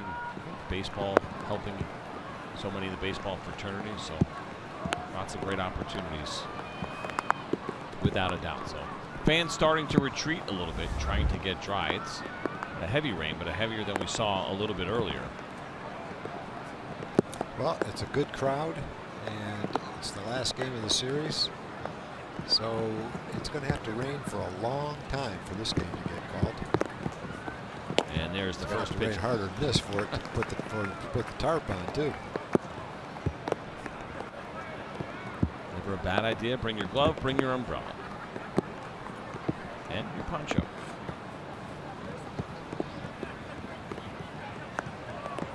Oh, 1 now to Delino DeShields, and there's a breaking ball down the middle. Called strike, so it's 0-2 to Delino DeShields, who was trying to work himself out of a pretty tough slump. We mentioned it earlier. He came into this afternoon's game, one for his last 25. Delino grounded out in his first at-bat, so it's 1 now for his last 26. And there's the 0-2, and that one misses way outside, count 1-2. You see right now starting to kind of mess with the mound a little bit. That's always an indicator for umpires and grounds crew. They start trying to make a decision on when they may want to get the tarp on the field. After he threw that last pitch, he started messing with the mound a little bit. Looked like his push-off foot, that right foot, might have been a little bit of an issue. Throw over to first base. Joey Gallo back in plenty of time. He reached, by the way, in that infield single. It was what would have been a routine ground ball to second base, but because of the shift, Manny Machado had come across, fielded the ball, underhand flipped it to Chris Davis, and there was a little bit of a collision between Gallo and Davis, but everybody appears to be okay.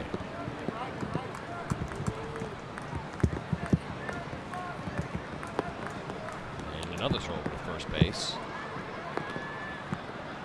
And one of the things about watching baseball on television, I guess probably any sport, whenever you're watching, especially when we show you that center field camera, it always looks like it's raining harder on television than it is in real life. It looks like it's pouring. Now, it's not raining at all here in the booth. It's perfectly comfortable. But even out there, it's not raining as hard as it looks on your TV. As Delino DeShields swings and misses at a 94-mile-an-hour fastball, and the inning is over. So nothing across for the Rangers.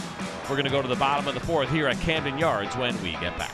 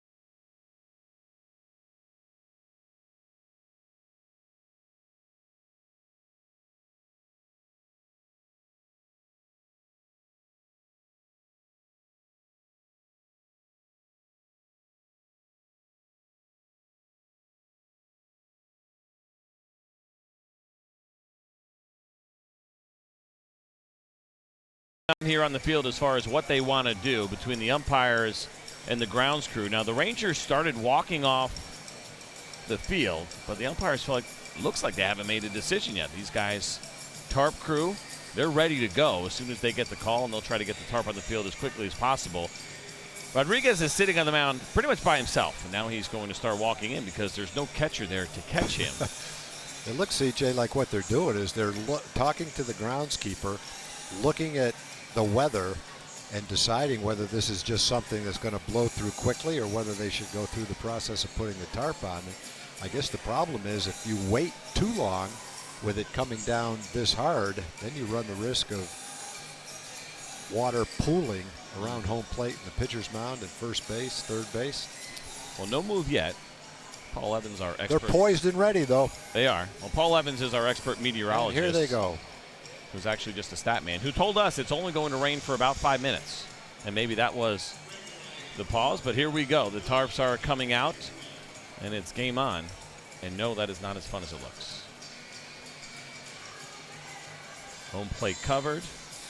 They should set this to like really fast classical music, like cartoon music. Important to stay low to the ground. In these situations, you push through the tarp. If you catch the top of it too much, you could go over the top. Have you ever and they'll seen, roll right over you. They don't care. Have you ever seen some of them? I saw one in Denver one time where it's extremely windy and the tarp gets up in the air and they can't get the tarp down and someone hanging on to it goes airborne. Gets a little scary then. Which is really impressive because those tarps are unbelievably heavy. They are. And if you ever played in high school where you had a tarp or in college, like when you're a player, that's part of your job to get the tarp out. So I've certainly done that plenty of times, rolling that tarp, and there's a method to it. And if you mess it up a little bit, you get offline. It can get a little bit ugly as these youngsters are shaking it out.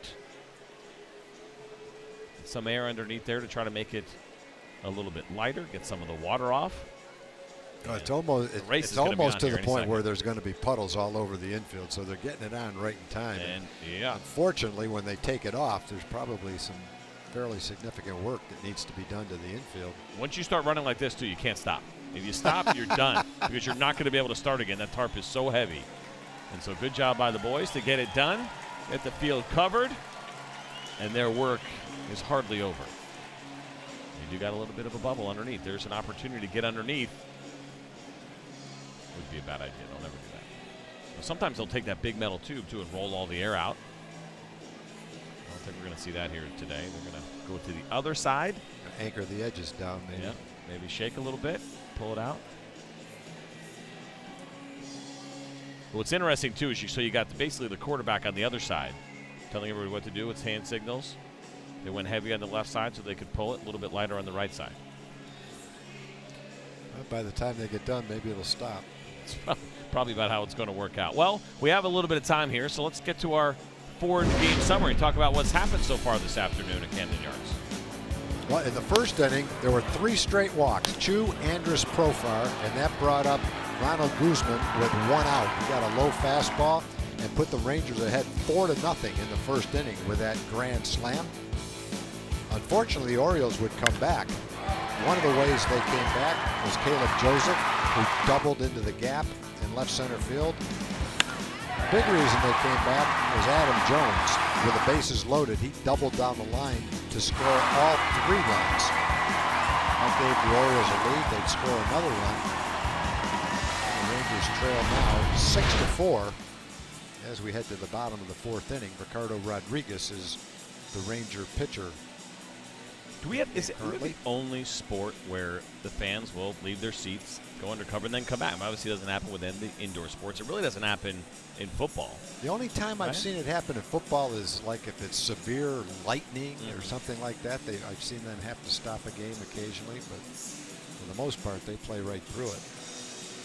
Yeah, interesting. So a lot of fans, you get to know each other a little bit more as they kind of get packed a little bit tighter anywhere that you can find some cover, whether it's except for those guys. And there's some seats or it's almost stopped. So concourse. I think Paul's forecast is pretty accurate. Nailed it, Paul. Great stat guy and expert meteorologist. So I thought this was kind of interesting as we were kind of preparing for this series, and the windows for a couple of these clubs. I'm not sure everybody realized that from 2012 through 2016, nobody had more wins in the American League than the Baltimore Orioles. If I asked you that question blindly, I'm guessing you wouldn't have thought Orioles. I'd pick a Yankees or Red Sox probably. How about the Red Sox? Not even in the top 5, and the Rangers, my simple of course, picks. Yeah, in that group as well. And so it kind of begs the question, I think, with the Baltimore Orioles. And obviously last year it didn't work out the way that they hoped. This year is historically bad for them. And is there a window that is now closed? And I think it's a pretty simple answer. Officially closed. Yeah, and I don't think it's nearly the same scenario for the Rangers, who, no, even though they've talked about what's going to happen maybe here the next couple of years, the turnaround should be relatively quick. But for the Baltimore Orioles, there could be some major changes coming to this organization, whether it be in the front office or whether it be on the field. Who knows what they're ultimately going to do? But you see it here. Most losses before the All-Star break. This will take you back to 1933. There are the Baltimore Orioles tied with the A's, trying to avoid being the only team ever to lose 70 games. And the Rangers are going to do their part to try to make that happen here this afternoon before the All-Star break. And there's been some significant struggles, and just as the tarp goes on, it comes off. So they go all the way out, right? Whatever water is sitting on the tarp, I think, right? They're not going to stop at the end. They're going to go all the way. Unless I'm behind on how tarps work. Yeah, there we go.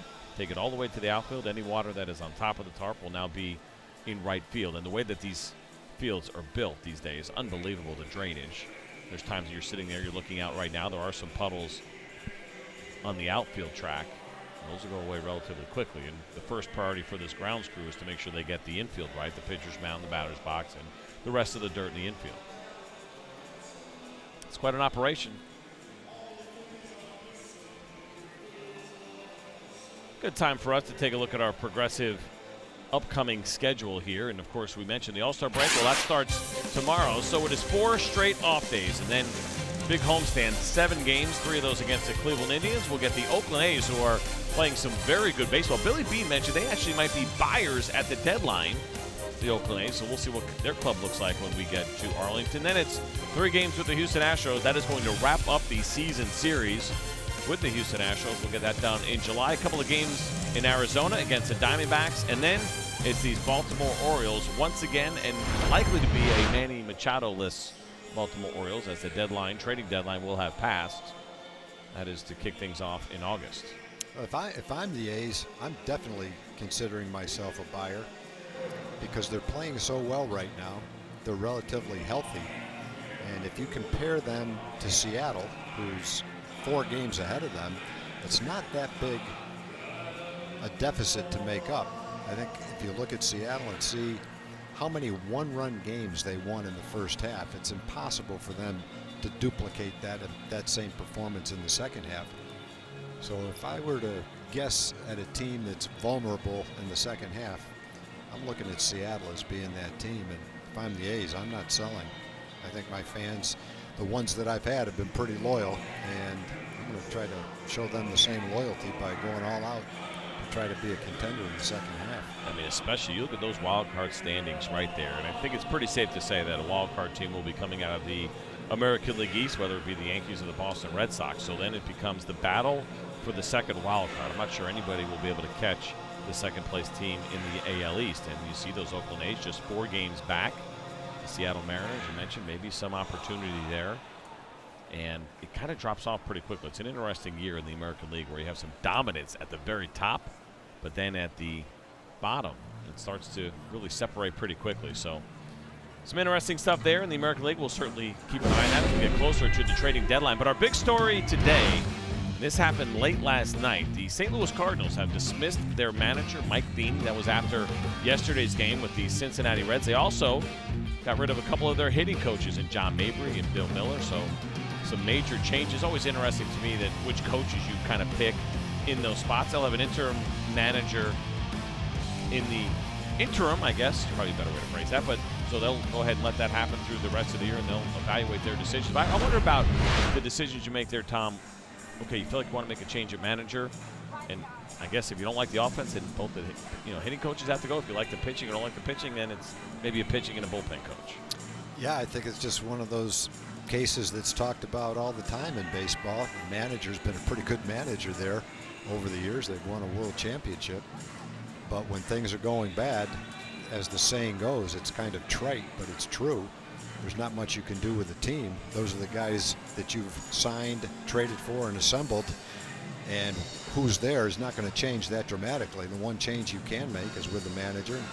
Obviously, they feel the team hasn't lived up to the expectations offensively, and they're going to try something different with the hitting coaches. Happens all the time. You feel bad for Mike Matheny and a couple of members of his staff, but that's just kind of the way it is in baseball. Anytime you become a manager or a coach, for that matter, you know what the situation is. You hope it lasts as long as it can, but there's a shelf life, so to speak, and it's been the case with every manager that's ever been a manager, with maybe the exception of a few, but not many get to manage as long as they want until they decide not to.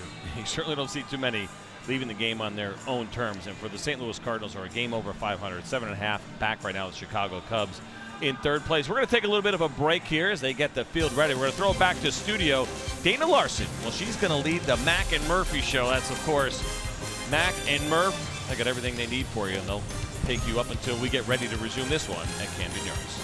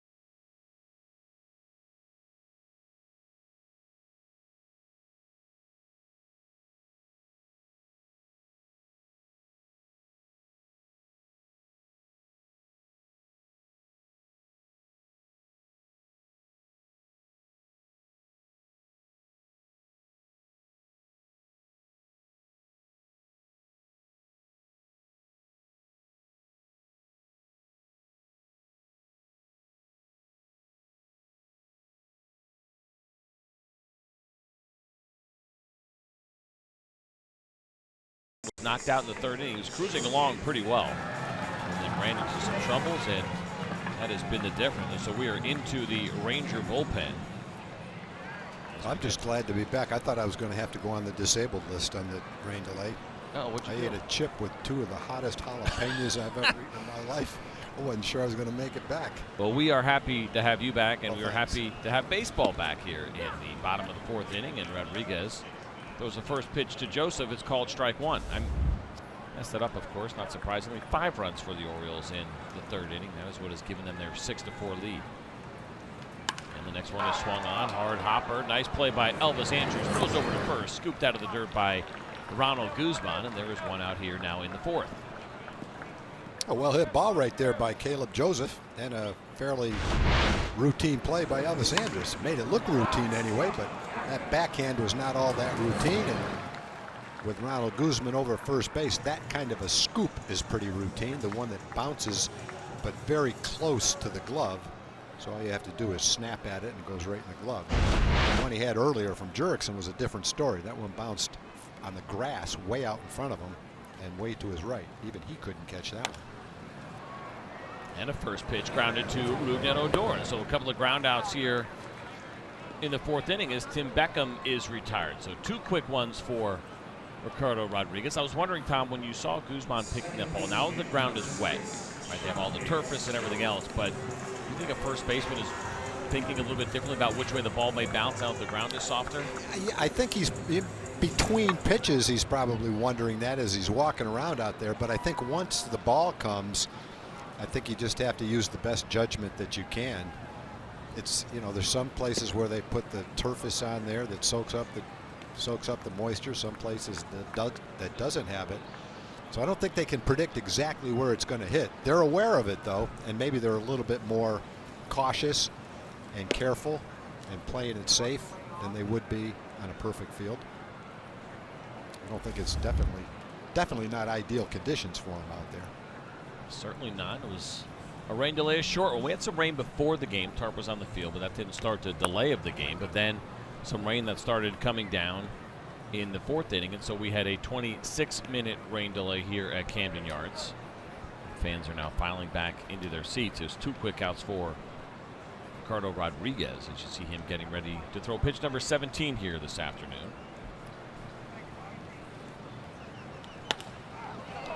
Ground ball back to Rodriguez. Nice play. He throws it over to Ronald Guzman. And so it is 3 up and 3 down for the Rangers. Nice job by Rodriguez. Well, when we get back, John Radigan's got something on Shin-Soo Choo here on Fox Sports Southwest.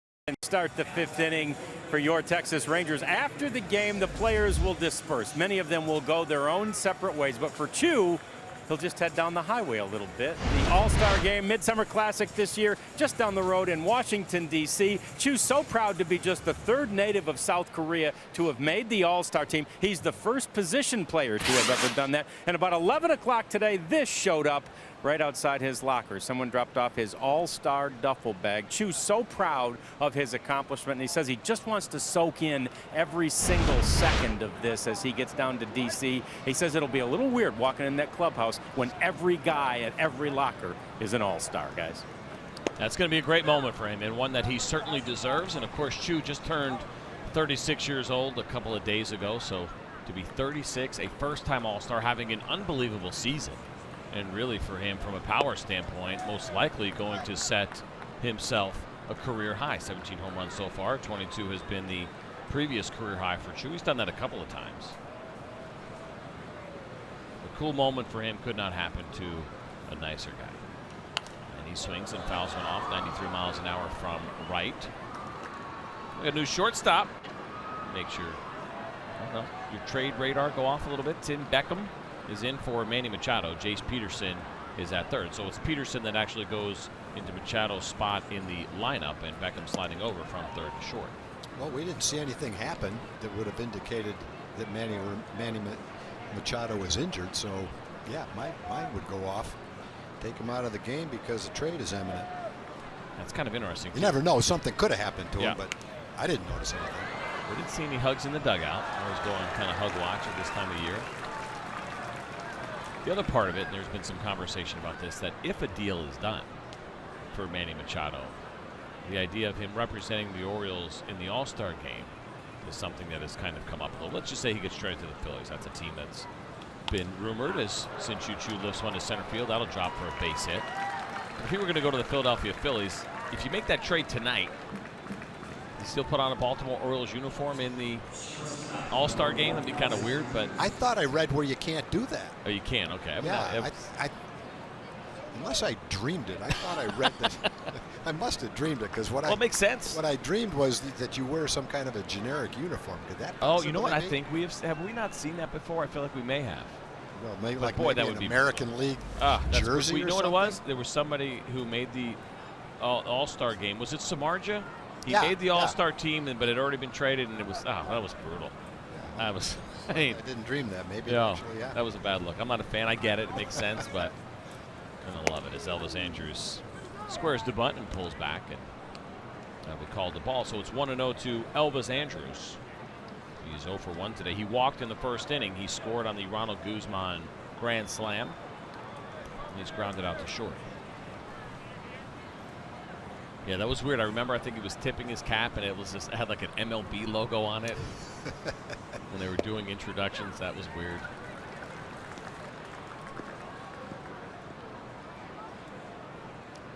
So what does the announcer say? Representing the American League? Representing baseball. I don't know.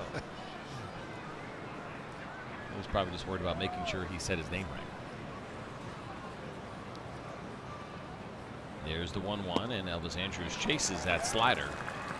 Looked like Elvis was trying to shorten up and go the other way, but he ends up missing that one. So the count is 1-2 here to Elvis. Yeah, Elvis is just kind of fighting to regain the timing. Out in front of breaking balls, a little bit behind the fastball. Hasn't really started to drive the ball the way he's capable of doing it. It's a good fastball from right at 95 miles an hour. He's shown a good arm here this afternoon. It's a bullpen day for the Baltimore Orioles. It was Miguel Castro who started this game. He's not made any starts this year. He is a reliever, just one start at the big league level for the right-hander. Then it was Tanner Scott, and now it's Mike Wright.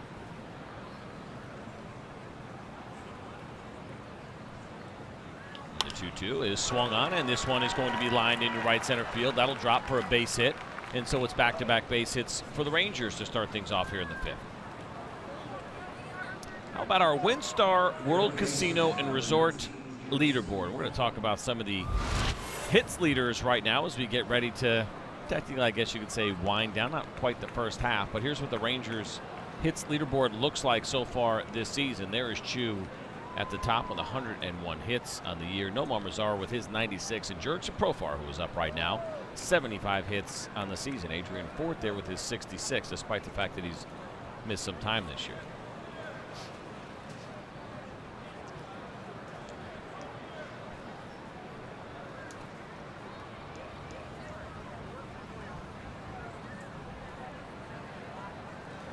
Ground ball hit to the right side foul. So, Tom, you mentioned a couple of chips and jalapenos that you had during that short break. Yeah, it was a Make mistake. Any unhealthy decision? But because of the heat?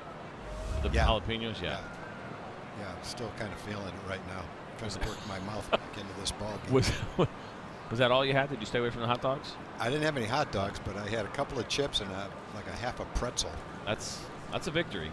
I had to down something. I was anticipating what it's going to feel like about 2 hours from now when this game ends, if that's what it takes. So slow roller to second. Nice play by Jonathan Scope. The throw to first is in time. And a nice turn. We've talked a lot about the struggles here defensively for the Baltimore Orioles, but that was a very nice play by Scope. Yeah, Scope, the third ball that hasn't been hit very hard. Scope takes it himself. Beckham, kind of an observer, a little too close to the bag, really. Scope flips it to first, and they turn the double play. Nicely done. Helped that it wasn't a very hard hit ball. All three balls this inning have been hit softly. Chu blooped one in. Elvis blooped one in. So that brings up Rougned Odor now here against Mike Wright, since Chu is at third with 2 outs. There's a cutter at 89 that misses up in the zone. So I asked you about that. Just I wanted to relieve myself of some of the guilt that I participated in during the rain delay. About 7 miniature You went donuts. to a different station. Yeah, I went to the dessert station, and there were some miniature donuts there. Old school ones, powdered cinnamon. You've been talking donuts this whole trip. You know what? You're not buying them, you're eating them. I've eaten quite a few donuts on this trip, and that's something I'm I like the one day, though, in Detroit. You had 2 things to eat all day, salad and donuts. Even Steven, they call me. The count is 1-1 to Rougned Odor.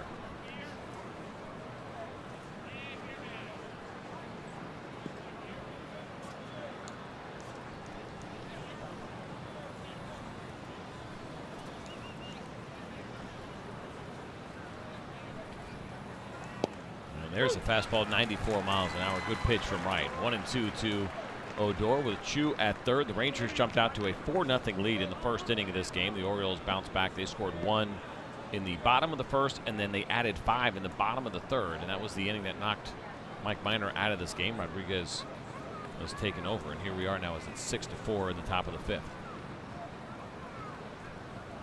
There's the high fastball, swung on and missed, 92 miles an hour. And so after a couple of leadoff singles, Wright is able to shut down the Rangers. We will go to the bottom of the 5th with the Orioles leading this thing by 2.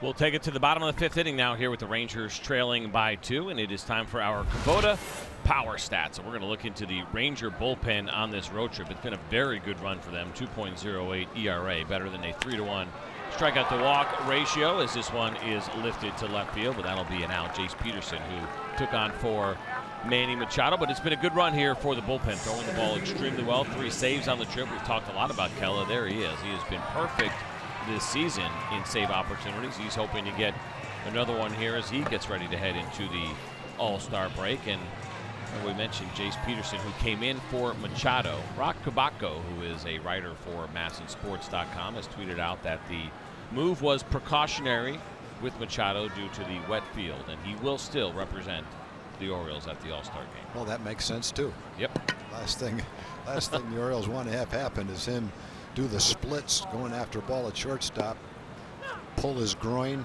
be out for 6 weeks, and have no team decide that they want to spend the players it takes to get him. That would be a disaster. So probably a smart thing for the Orioles. And Rock, one of the solid writers that they have here that covers the Baltimore Orioles, as the ground ball is hit to short. Elvis Andrews makes a nice play over the first, and so 2 outs here for Rodriguez and the Rangers. Time now for a Chevy game break. Let's throw it back to Dana Larson.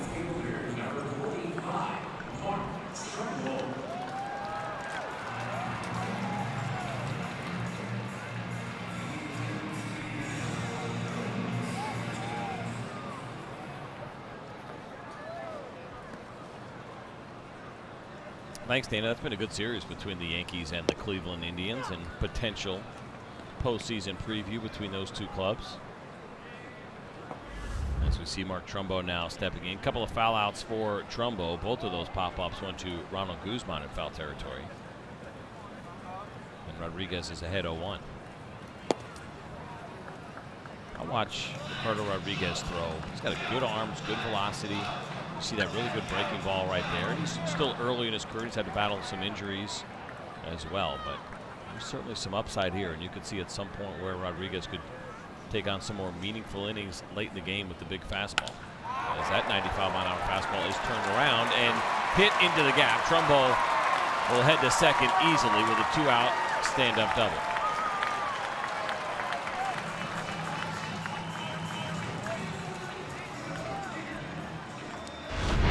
Trumbo not having the kind of year that he's being paid to have, the kind of years that he's had in the past.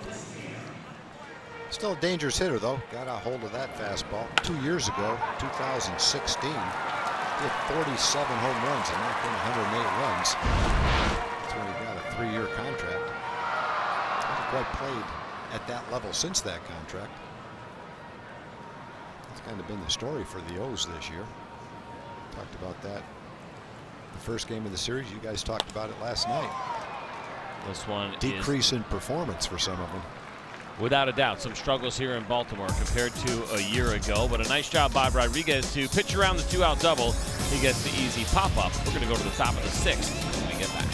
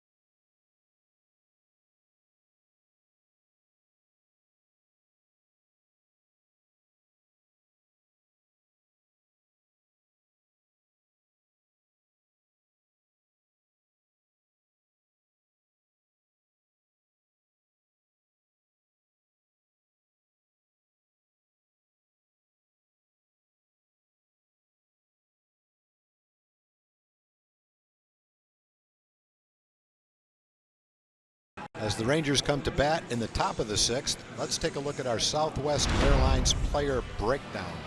Ronald Guzman will lead off the 6th, and in the 1st, with the bases loaded, he got a low fastball and golfed it almost over the seats in the lower deck for a grand slam, and that gave the Rangers a 4-0 lead. The Orioles have come back, though, and taken the lead 6-4 as Ronald leads off the 6th.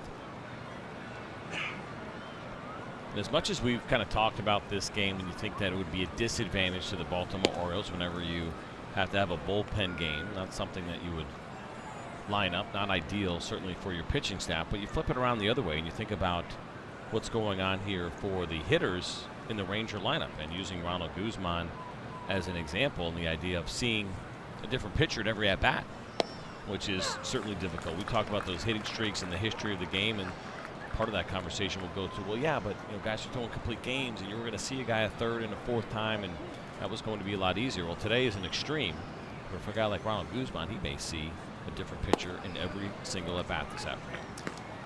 I think that if you just isolate one game, with the exception of the top starter or 2 or 3 on certain teams, the bullpen can probably give you as good an effort, if not better, than the 3rd, 4th, or 5th starters on a lot of teams. The problem is it doesn't set you up very well for the days after that if you've used your bullpen to that extent.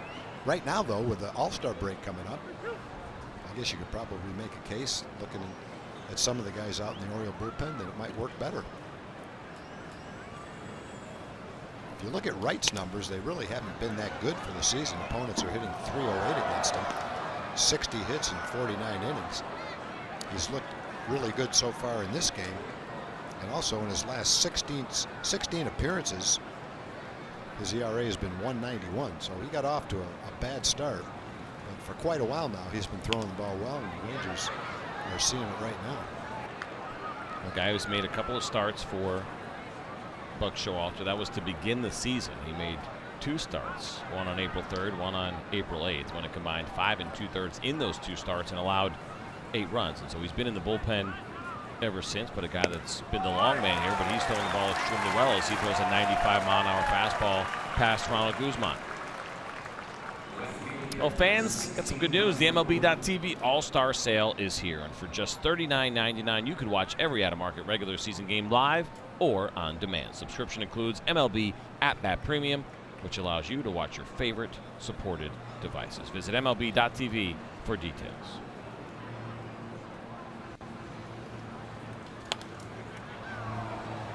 Occasionally we'll say pitchers with good velocity or really good velocity can get away with pitches that pitchers with lesser velocity can get away with. And so far in this inning, probably seen a couple of examples of that. Pitch Ronald Guzman fouled off and the pitch that Ryan Rua just fouled off were pretty much center square at 94, 96 miles an hour. Those same pitches are 88 or 90 miles an hour right down the middle of the plate. A little bit easier for the hitter. The velocity doesn't guarantee you anything, but all things being equal, you're better off throwing hard than not.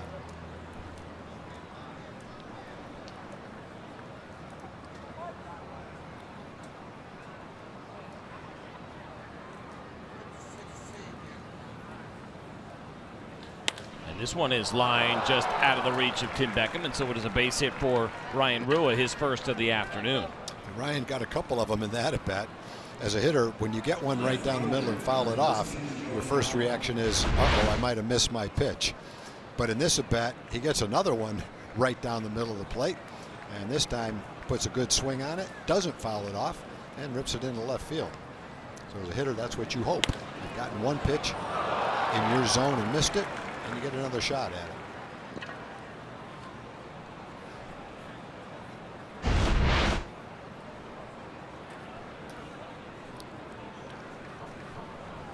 So with 1 out, Joey Gallo will step in against Wright.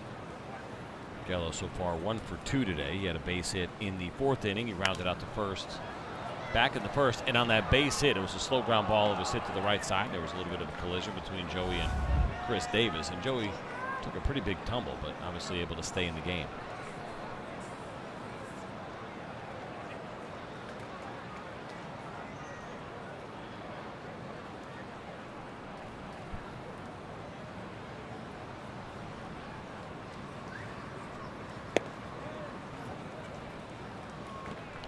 misses in off the plate. And so for Mike Wright Jr., he came in the middle of the 4th inning. So this is his 3rd different inning of work so far as they try to get him extended. No action in the Orioles bullpen right now. Corey Guerin is up in the Ranger bullpen.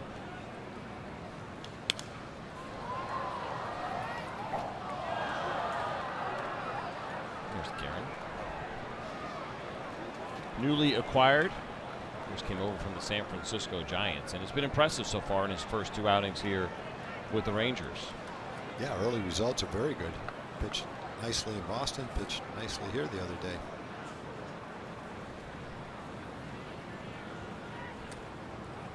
And the 1-2 to Gallo is a fastball up that Joey gets under and pops it straight in the air to left field. The play will be made, and there are now 2 outs. Time now for a word from our friends at Kia. At Kia, get America's best value backed by a 10-year, 100,000-mile warranty.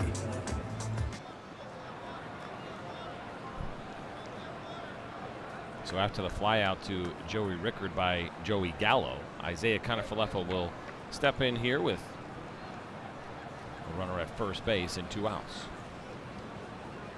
Kiner-Falefa 0 for 2 today, struck out in the 2nd, and he flew out to short in the 4th.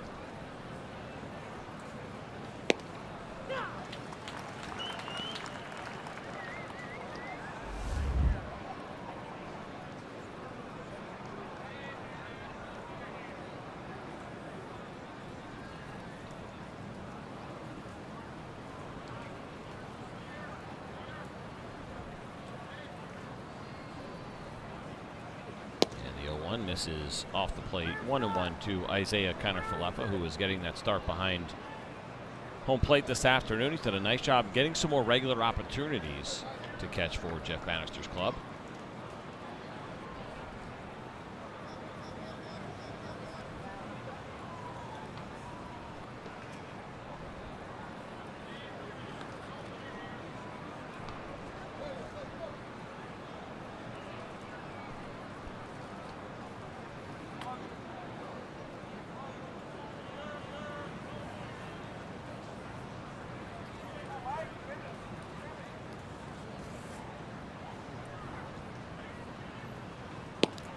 Is called a strike. Looked like it might have been just off the plate. And you know, we watched Isaiah now here, his first shot in the big leagues, and we have seen a guy that has a pretty good feel for the strike zone, really disciplined. He'll take some strikes, and that's kind of the exchange for doing a nice job of not chasing out of the zone, but as a young player, I think he gets tested by some of these umpires on the corners as he swings and hits one to the right side. That'll get through for a base hit.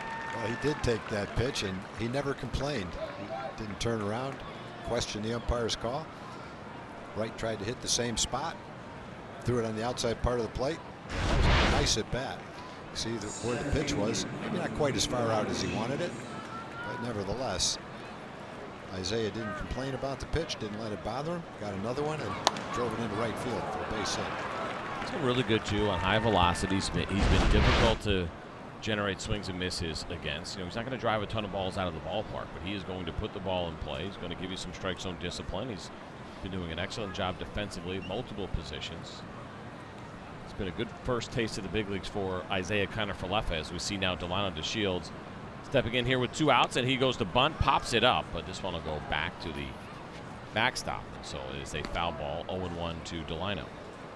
We've seen some curious situations for bunts in this series. We saw a Rugi bunt with nobody on the other day on a 3-0 pitch, and then bunt for an out on the 3-1 pitch at a time where I think of the way he's swinging the bat, you would look for him to try to drive the ball. And here with 2 outs and a man on second base, I would not count that as the right time to bunt either, but I guess Delano's thinking he's over 27 and he's going to try to make something happen with his running ability. But generally speaking, first and second and 2 outs is not a bunt situation. Yeah, I asked a bunch of different people about that. The 3-0 bunt attempt. Ranger people, non-Ranger people. Couldn't get much of a I get why he did that response from anybody. I think Rugi would tell you the same thing now as well. Well, I think if you ask that same question tomorrow about bunting with men on first and second and 2 outs, you're going to get the same result. I mean, basically what you're saying, and you know, maybe it makes a little sense. I'm struggling, but if I can get a bunt down, I can load the bases for Chu, who's swinging a hot bat. I think that's the one way that you could justify it. And this one is lined to right center field. And oh, what a catch by Jonathan Scope. Delano DeShields thought he had himself a base hit, but it hung up long enough for Scope to get to it. And so it turns into a line out. So a couple of runners, but nothing across the board here as we head to the bottom of the 6th inning.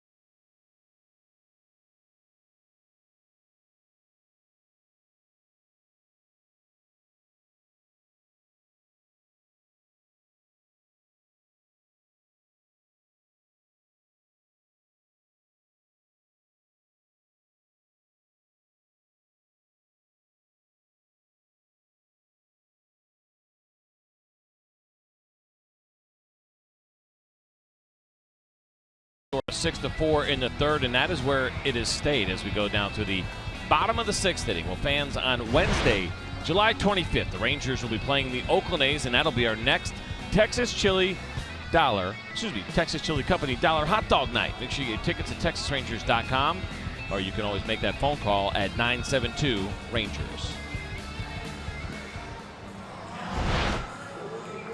I mentioned Corey Guerin was warming up, and he is now in this game for the Rangers.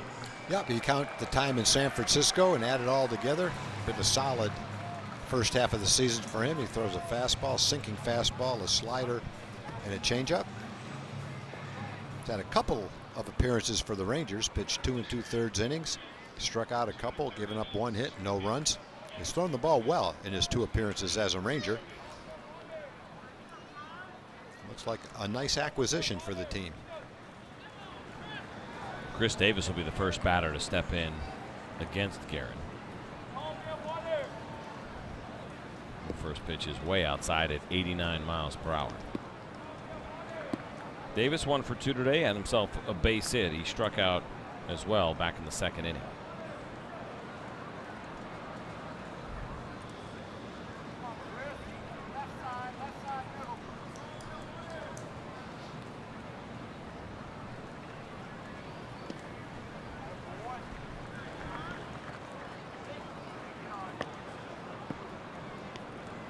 This will be the first time that we see Guerin in back-to-back days, and the 8th time overall this season in which he has pitched with 0 days rest coming out of the bullpen. It's 3 innings total for him, a couple of earned runs and a home run in those spots. Opposing hitters batting .400 as Chris Davis hits a hard ground ball, but way foul.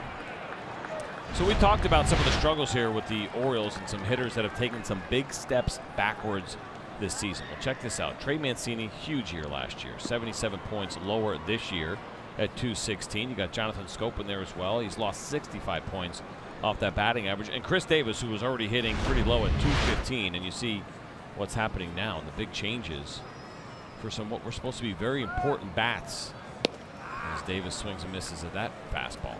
Well, when you look at the team, the Orioles, and a team that wanted to be a contender, at least for a wild card spot at the beginning of the year, you can see some reasons why they might have felt that way, provided those hitters stayed the same or took another step forward.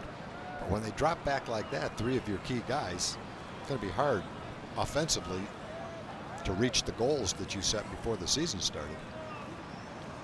And that's a great breaking pitch on the outside corner, called strike 3 for Corey Guerin against Chris Davis. Now this pitch is not going to be hit very often. The one that starts out as a ball and then comes back and catches that outside corner. Very difficult for a hitter to watch that ball and decide to hit it. Looks like a pitch that's going to be outside and an unhittable pitch. And even if you did decide to swing at it, where it was not going to make it a very easy pitch to hit. Rickard steps in. He looks at a first pitch slider that is called a strike on the inside corner. Same pitch, only to a right-hander. One was away and one was in. 0 for 1 with that walk in the third. That started the inning off. It was a 10-pitch walk for Joey Rickard, and what turned out to be a very long inning for Mike Minor, which he threw 43 pitches. Well, this one is lifted straight in the air, and Ruben Odor is calling for it. He comes in and he makes the catch. And off the bat, looked like a couple of guys didn't see that pop up, because Corey Guerin pointed up and looked at Isaiah Kiner-Falefa had his head down. Pointing at me. Someone else is going to have to catch that. And there's the slider. There's the swing, and there's the pop-up. I don't know what he was pointing at there. Yeah, if he's pointing at Isaiah, I don't think he saw the ball either. It turns into an out nonetheless, and so it's 2 quick outs for Corey Guerin here against the Baltimore Orioles in the bottom of the 6th inning.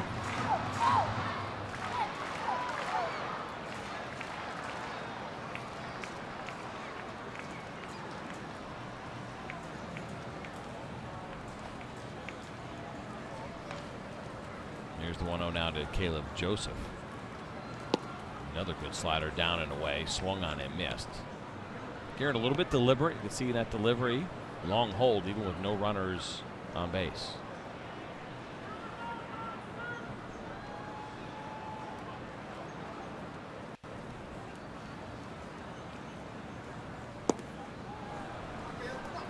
So just maybe look real quick. I'm like, I wonder what his pace is, right? That stat that they keep to give you an idea of, you know, how quickly or how slowly a pitcher works. And for Corey Guerin, it's pretty high. 26.7 is the pace. The league average is about 22. And basically what that is they'll look at an at-bat and look at the number of pitches, divide the at-bat by the number of pitches, and that's pretty much what a pitcher's pace is. Last year, and he had a fantastic season. We talked about that 1.99 ERA. He had a 29.5 pace. That is a huge, huge number. I've never seen anybody at 30. He was pretty much there if you round up. So he certainly takes his time in between pitches, but when he's pitching the way that he has, when he's pitching the way that he did last year, I don't think his manager or his pitching coach mind very much.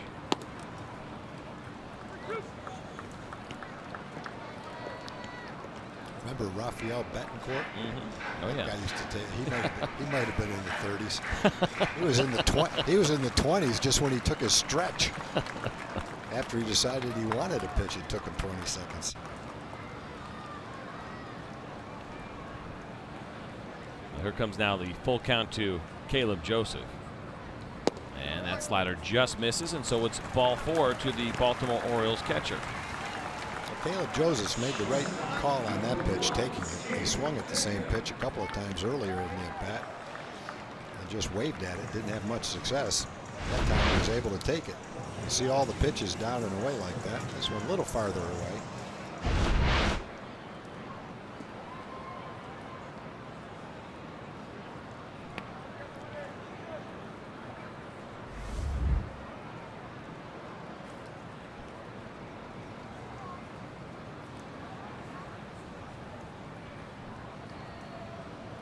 So with 2 outs, Tim Beckham steps in. He looks at a fastball just below the zone, 1-0. Beckham an 0 for 3 day so far. He started out as the third baseman for the Orioles this afternoon, slid over to short when Manny Machado was removed from the game, and it was just precautionary with the wet field after the rain delay. The Orioles not wanting to take any chances with their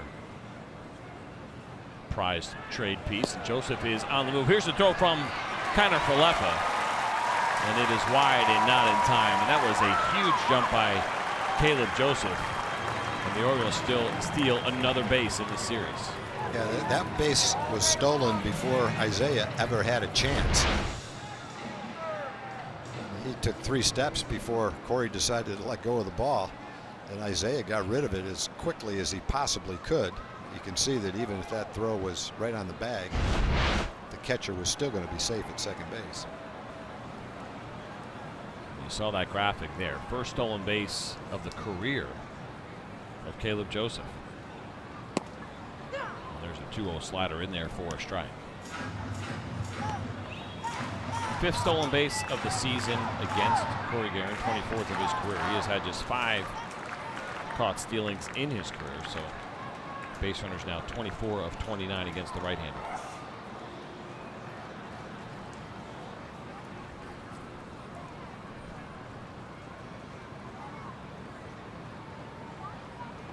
The 2-1 pitch, and that slider is chased out of the zone. Count even 2-2, and that's something that Tom was mentioning earlier.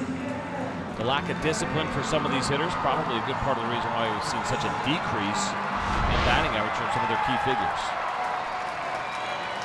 And when you see the slider, when Corey Guerin makes a good pitch with his slider, right-hand hitter is not going to have much of a chance to hit it.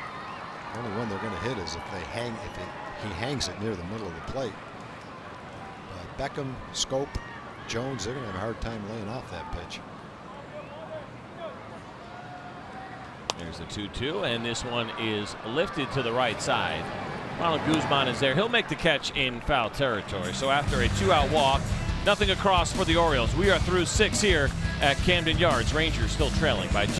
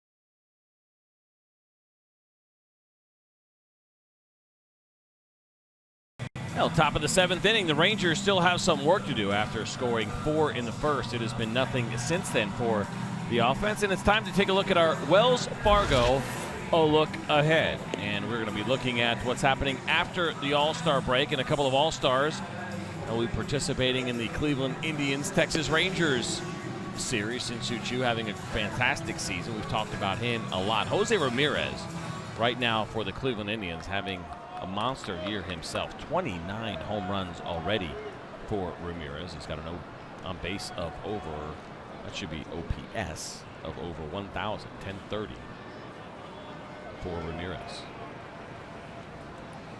Yeah, Cleveland is one team that we talked about how well the Ranger bullpen has pitched over the last 30 or 40 games.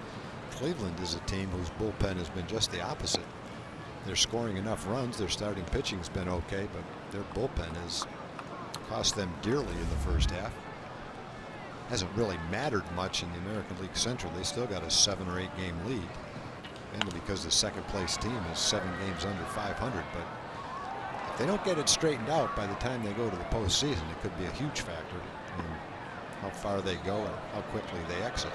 Yeah, you think if the season, if it kind of continued the way it is right now, I think a lot of people would assume, yeah, okay, the Indians are in the postseason, but a lot of it had to do with not being challenged in their division, and then you would assume they'd be an early exit in the postseason. Of course, it never goes the way that we expect it to go, right? And then you could just imagine them turning it on. And well, one way they can turn it on is, you know, if Cody Allen gets straightened out and maybe they make an acquisition and pick up another guy in the bullpen. So, you know, it could get straightened around.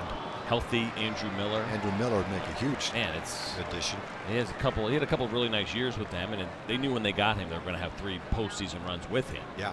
But this third one not turning out exactly the way that they had thought. I haven't read much about him and where he stands as far as coming back goes. Chu now takes that one inside. Count even at 2-2. I know he came back and then had to go back on the disabled list. I think it was that knee that was bothering him. They can afford to be careful with him. They're not going to have a problem getting to the postseason. So they might as well let him wait a little bit longer to make sure he's 100% when he does come back. He's already shown when he is 100%, he can be a huge force in the postseason.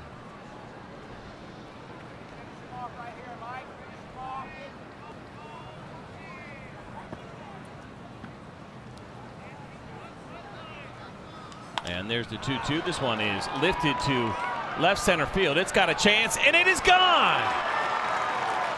Shin-Soo Choo does it again, and this time to the opposite field. Home run number 18 for the 36-year-old All-Star. It's just another good example of how the ball jumps off Choo's bat. He can put a charge in a ball to left center field. Ball's tailing away from him. You can see him has to reach forward a little bit, but basically he waits on this and drives it.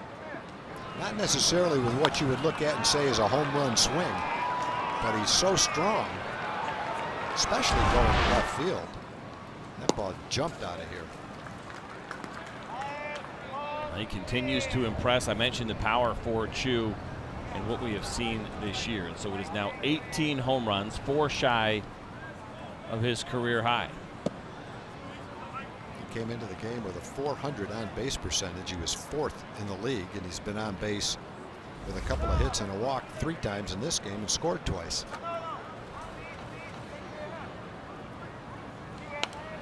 That was Andrews fouls one back. So when you're a hitter and you're as locked in as Chu is right now, and certainly he's thrilled to be going to the All-Star game, is there any small part of you that wishes the All-Star break was later?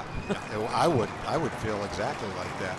I can't feel any better than I do right now. You hate to take any time off.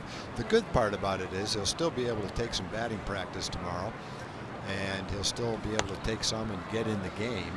So he'll stay somewhat engaged the next couple of days, and then a nice off day before the season resumes. Should be okay. I think it's better than just having 4 days off and for 3 of the days not doing any baseball activity. But given the choice, I'd rather, if I were Chu, I'd rather play tomorrow. Elvis Andrews worked himself to a 2-2 count after taking that 94-mile-an-hour fastball in off the plate. 1 for 2 this afternoon for Elvis. He's got a base hit. He also had that walk back in the first inning. And here is that 2-2, and that one way up and in, but Elvis figures out a way to foul it off and keep the at-bat alive. Check out this pitching line from an out-of-town game right now. 6 innings, 6 runs, no big deal, no walks, 12 strikeouts. Jeez, 6 runs, 6 innings, 6 runs? Yeah, 6 innings, 6 runs, no walks, 12 strikeouts, 4 home runs allowed. That was Justin Verlander against the Detroit Tigers. Wow. The first time he's ever pitched against his former club. And you could say they beat him up, but they also, 12 punch outs with no walks. Yeah, if I heard 6 innings, no walks, 12 strikeouts, I would not predict 6 runs. A strange outing as we saw Elvis Andrews ground out, and that's going to be it for Wright. This is the third mid-inning pitching change for the Baltimore Orioles. We'll tell you about the lefty that's coming in when we get back here in the seventh.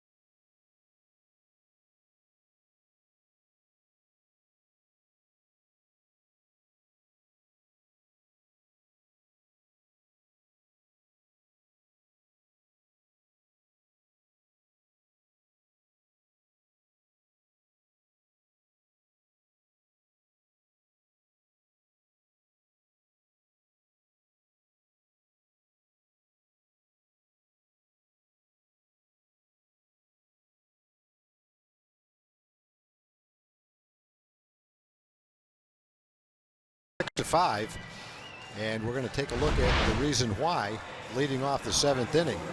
Some StatCast numbers for the home run that Chu hit. Ball was tailing away. Looked like it might have been a changeup.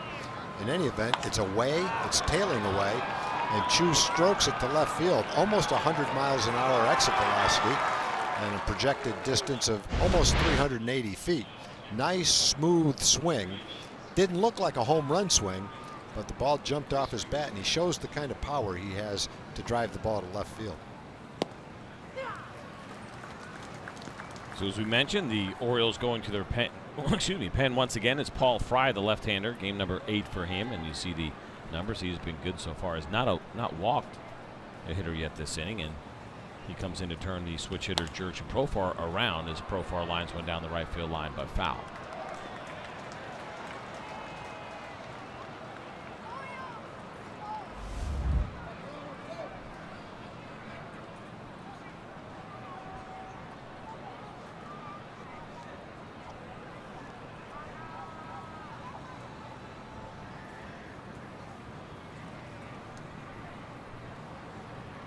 And the 0-2 from the rookie Fry. That one foul back.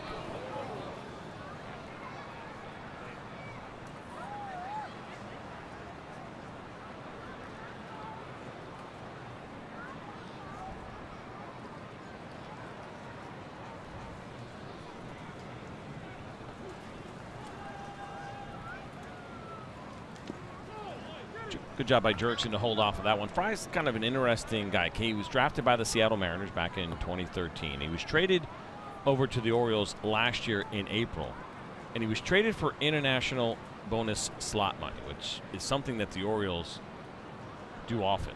Every team has that slot money based on a couple of different factors as far as how much you get, and the Orioles are kind of notorious for trading a lot of that money away and not spending it, as this one is tapped to third base. Throw first is in time, and Jurickson Profar will be retired on the ground out to third. But it's an interesting kind of approach that they take. They don't put a lot of resources into their international scouting, or at least as far as using that slot money. They've just been trading it away, and they got themselves a big league left-hander in return, a guy that they like, and gets to the big leagues about a year later after they basically buy him from the Seattle Mariners. Well, I think you could make a case for that strategy. I would say the majority of players that you sign in Latin America don't get to the big leagues.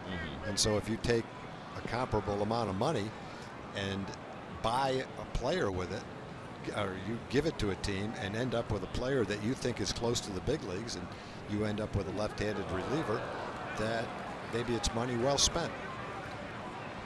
I don't think I would adopt that philosophy if I were making those decisions for an organization. I'd rather take a shot at the upside of a young 16-year-old player. But nevertheless, I guess if you're not going to devote the resources to scouting over there, it might make some sense. It's been an interesting philosophy, without a doubt, and I think you do make a good point. There's so many players that get signed, and we were talking about the kind of path for a lot of 16, 17-year-old kids when they first get drafted out of Latin American countries. You see a big swing and a miss there from Ronald Guzman, and some frustration there. After he hit that grand slam in the first inning, he has struck out in each of his next 2 at-bats. The other thing about signing younger players, younger Latin players, is you know that the success rate is not that high. So what that means is the more you sign, the better chance you have of hitting on one. So every time you spend that money, you don't spend the money on players, but you end up making that kind of a deal to get, and I don't know exactly what Paul Fry is as far as what they project him to be, but if you project him to be a setup left-handed reliever, that's fine. But it seems to me you can find that kind of a guy. I'd rather add to the numbers that I have from Latin America, knowing that the more I've got, the better chance I've got to hit on 1 or 2. And all it takes is 1 or 2. All you need is 1 Ronald Acuna, or 1 Ozzie Albies, or 1 Nomar Mazara. You know, that's all it takes is 1, and it makes all the money well worth it.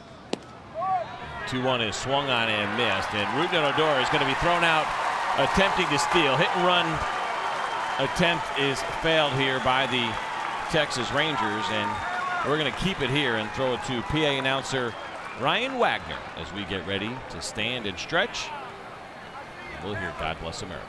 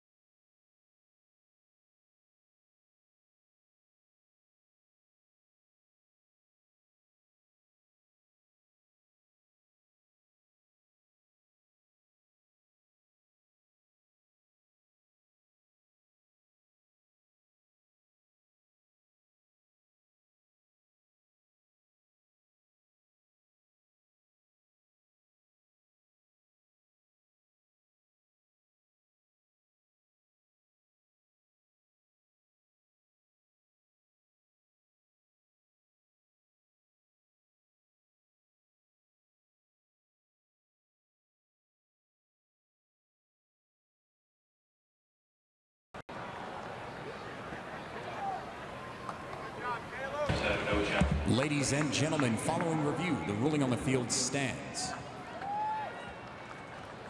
Ladies and gentlemen, it is now time for the 7th inning stretch. Today, we honor those members of our extended Orioles community from all walks of life, occupations, and diverse backgrounds who have distinguished themselves by selflessly working or volunteering in fields that improve the lives of others around the corner or around the globe who are most in need.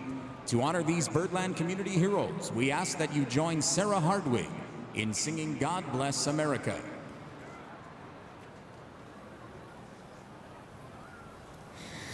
God bless America, land that I love. Stand beside her and guide her through the night with a light from above. From the mountains to the prairies, to the oceans, wide with foam. God bless America, my home, sweet home. God bless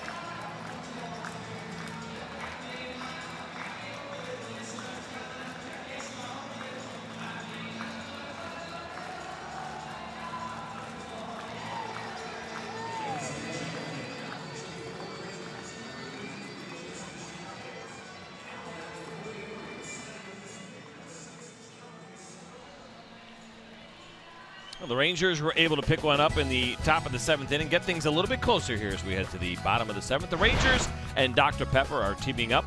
Make sure you bring a Dr. Pepper can to the box office or use the online coupon code Dr. Pepper to get tickets starting at just $11. That's for the Rangers and the Athletics. That series is the 23rd to the 26th as Jesse Chavez is on and gets himself a first pitch out as that ground ball is handled by Ronald Guzman. And here are those numbers for Jesse Chavez. Yeah, for Jesse, the numbers have gotten better as the season's gone on. This will be his 30th game. Really nice strikeout to walk ratio. 50 strikeouts, only 12 walks. Fastball, slider, changeup, cutter, and a curveball. As the pitches of a starting pitcher, really. Yeah, it is a full repertoire for Jesse Chavez, who got a little bit of help in his last outing. He allowed the bases to get loaded with a couple of outs. Jake Diekman came in and got the final out of the inning. That was on Friday.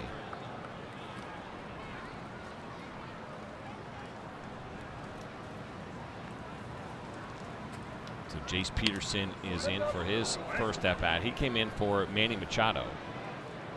Machado removed. No, not for the reason that you think. He was not traded. I'll take that back. Second at-bat for Peterson. For Machado. After it rained here, the Orioles decided, Buck Showalter did, to get him off the field because it was wet, as Peterson hits a slow ground ball to the right side. Nice play by Rudnan Odor, and so it's 2 quick groundouts for Jesse Chavez. There's Manny, still an Oriole.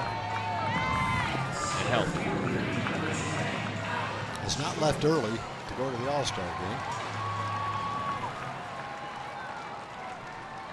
This is interesting. He is the 4th player now in Major League history to start an All-Star game as both a third baseman and a shortstop. I'm sure you heard of Alex Rodriguez and Cal Ripken Jr. Archie Bond, maybe not as much, but one of the greats for sure. And the fans starting to feel it, getting their thank you notes out there. We mentioned that the Orioles will not be playing at home when they get back from the All-Star break, but it's just a 3-game series for them against the Toronto Blue Jays in Toronto.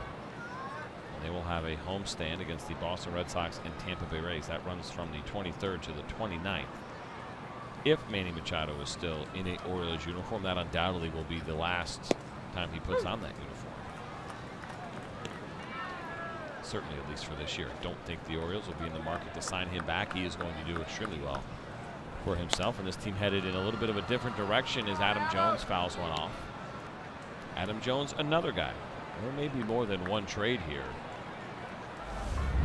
for the Orioles. Jones is a free agent after the year as well. Yeah, and there have to be some teams that Jones could help.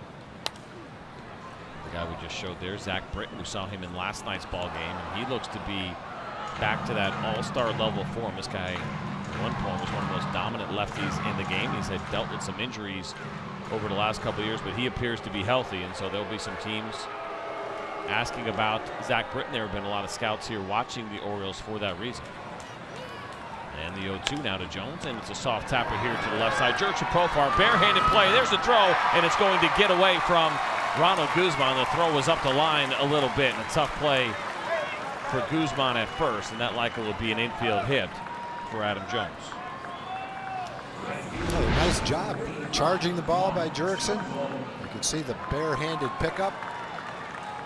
The throw looked to be on time if it was accurate, but it's another one of those throws that's very hard for the first baseman.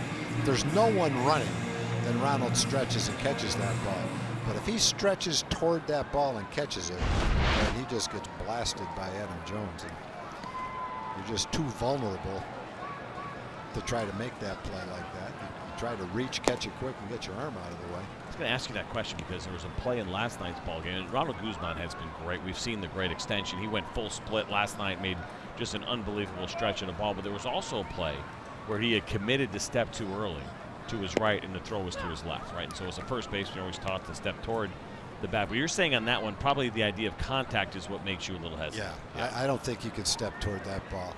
I mean, maybe if it's the 7th game of the World Series and you're going to take one for the team, but you're just with your arms stretched out like that. You know, Jones is probably 210 pounds going full speed down the line. You're just too vulnerable. Here's the one you're talking about last night. This is amazing.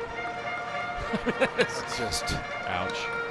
That's about as perfect the splits and reaching as far as you can and barely keep it.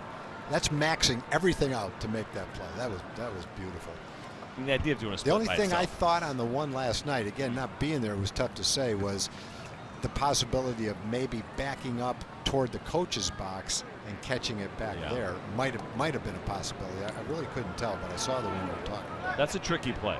And Eric Hosmer seems to be pretty good at that. We see him do that step back. That takes a lot of time, I think, a lot of experience, and the comfort level, the confidence to do that as well is pretty tricky. But Ronald Guzman's been great at first, and he'll continue, I think, to get better. There's no doubt about it. But he has been very impressive defensively, doing a lot of good things with the bat as well, and hit his first grand slam ever in his career in the first inning of this ball game. And the Rangers trailing by 1. I'm sure he'd love to see the club win this game. A little bit more of a reason to celebrate. The grand slam is great, but a grand slam in a win is even better as Mark Trumbo fouls one back. Count remains 2-2. We're talking about Adam Jones maybe being a candidate to be traded, and though he's still playing well enough in the outfield to be an asset to a team in a pennant race, and he has the intangibles as well. He's been looked at as a strong leader here with the Orioles, big presence in the community, well-respected player, and those kind of players that can add to the team ability-wise and also in those intangible ways would be a valuable pickup. Oh, another ground out, and so it is 3 in the inning for Jesse Chavez. Just one base hit as he puts up a 0 against the Orioles. We're going to go to the top of the 8th. The Rangers trying to get the lead back from the Orioles.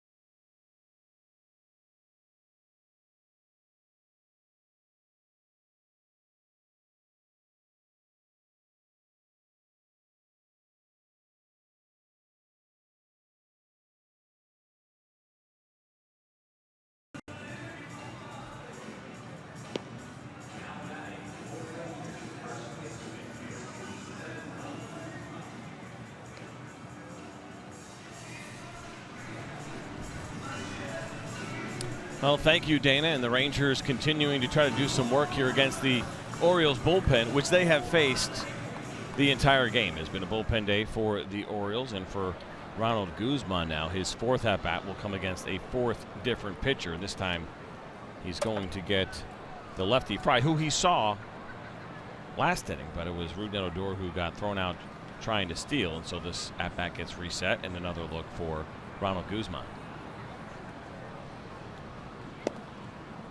Did you like that? You feel like you had a big advantage in those situations where you saw 4 or 5 pitches, the guy gets thrown out, and then you're right back in, but it's a no-0 count. I think especially for Ronald, he probably hasn't had a lot of at-bats against Paul Fry before, so yeah, to get some free pitches and have a better idea for the next time up, yeah, I think it's definitely an advantage.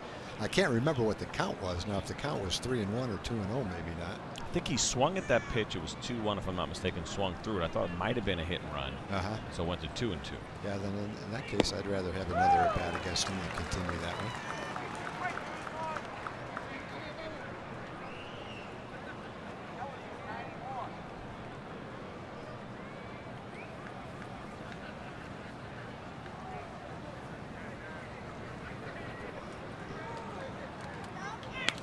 Guzman fouls this one back, and so it's 2-2 again. Finds himself in that same position against Paul Fry.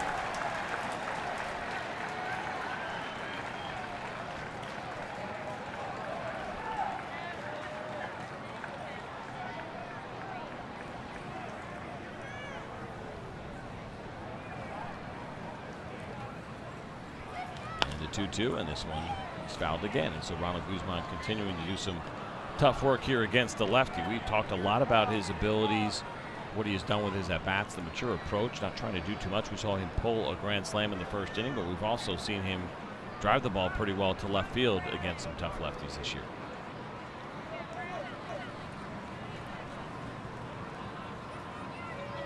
And the 2-2 is hit to the left side, but the shift is played perfectly as Peterson makes the throw over to first base, and Ronald Guzman is retired. Well, fans, you can enjoy your next Rangers game in the comfort of a climate-controlled suite. Most suite packages include parking and a food and beverage package. Visit TexasRangers.com/suites.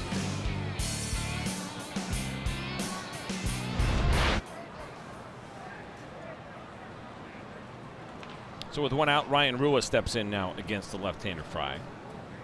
1 for 3 day for Rua so far. He had a base hit in the 6th inning, struck out in the 4th, and he flew out to short in the 1st. It's pretty amazing watching Guzman hit that ground ball to the left side. There is one infielder there. He hit it right to him.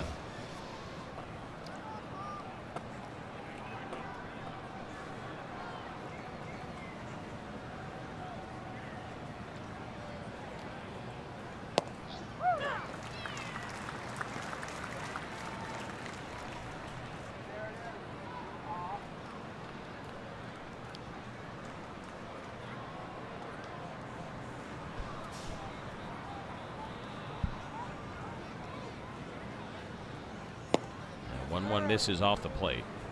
2-1 to Ryan Rua. I mentioned that big pinch hit home run he had on Friday night. A nice moment for Ryan Rua, who has been up and down this year. I believe it's 5 separate times now that he has been called up to the big leagues. Big home run that made a big difference in that game on Friday night, a game that the Rangers won by 1.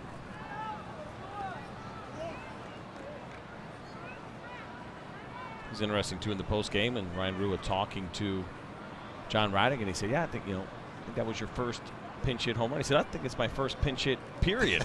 And he was right. He was 0 for 18 up to that point. Hitters tend to know those things. And this one is lifted to center field, but not deep enough as Adam Jones gets under it and makes the catch. 2 outs for Joey Gallo as he steps in now against the lefty Fry. Yeah, it really is amazing. You talk to baseball players, hitters, pitchers, the things that they'll remember. There's at bats that they'll take you through. I know you can do it, Tom, from parts of your career. And then there's stuff you've also, I assume, I feel like I've forgotten a lot of what has happened, and you've forgotten a lot as well. But it's amazing the detail. Now, you hear someone talk like that, and I can do that. go back and remember 5 or 6 random things, and someone listening to that might say, wow, that's unbelievable, that memory that he has. But at the same time, those are 5 out of 50,000. And most of them, you don't, not only do you not remember them, you don't remember them when someone reminds you of them. So it's just, they're random things that stick in your mind about certain at-bats. But at least in many cases, mine for sure, they're no indication of an incredibly strong memory for all those things. They're just pretty random. And for Ryan Rue, it's a career now that has spanned 5 different seasons. So all those pinch hit at bats have come over that time. And to remember that he hadn't had a pinch hit at all, it's impressive. I think it's kind of easy to remember things about certain pitchers. Like, I don't feel like I had very good success against that pitcher. And generally, I think you're right when you say something like that. I tend to remember pitchers you did well against. But individual little things along the way, I think, are pretty random.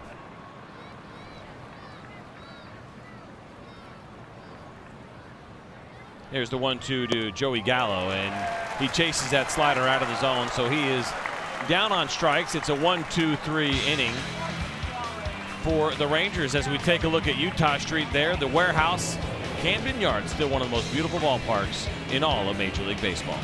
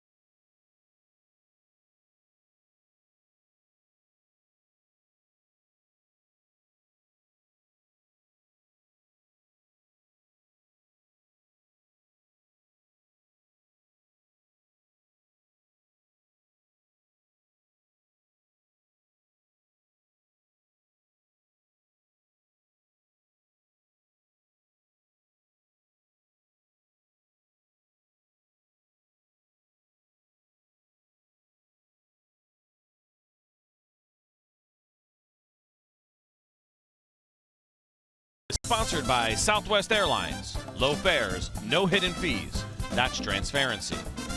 By Ford. Visit your local Texas Ford dealer during the Ford Summer Sales Event. Ford is the best in Texas. And by Shiner Sea Salt and Lime.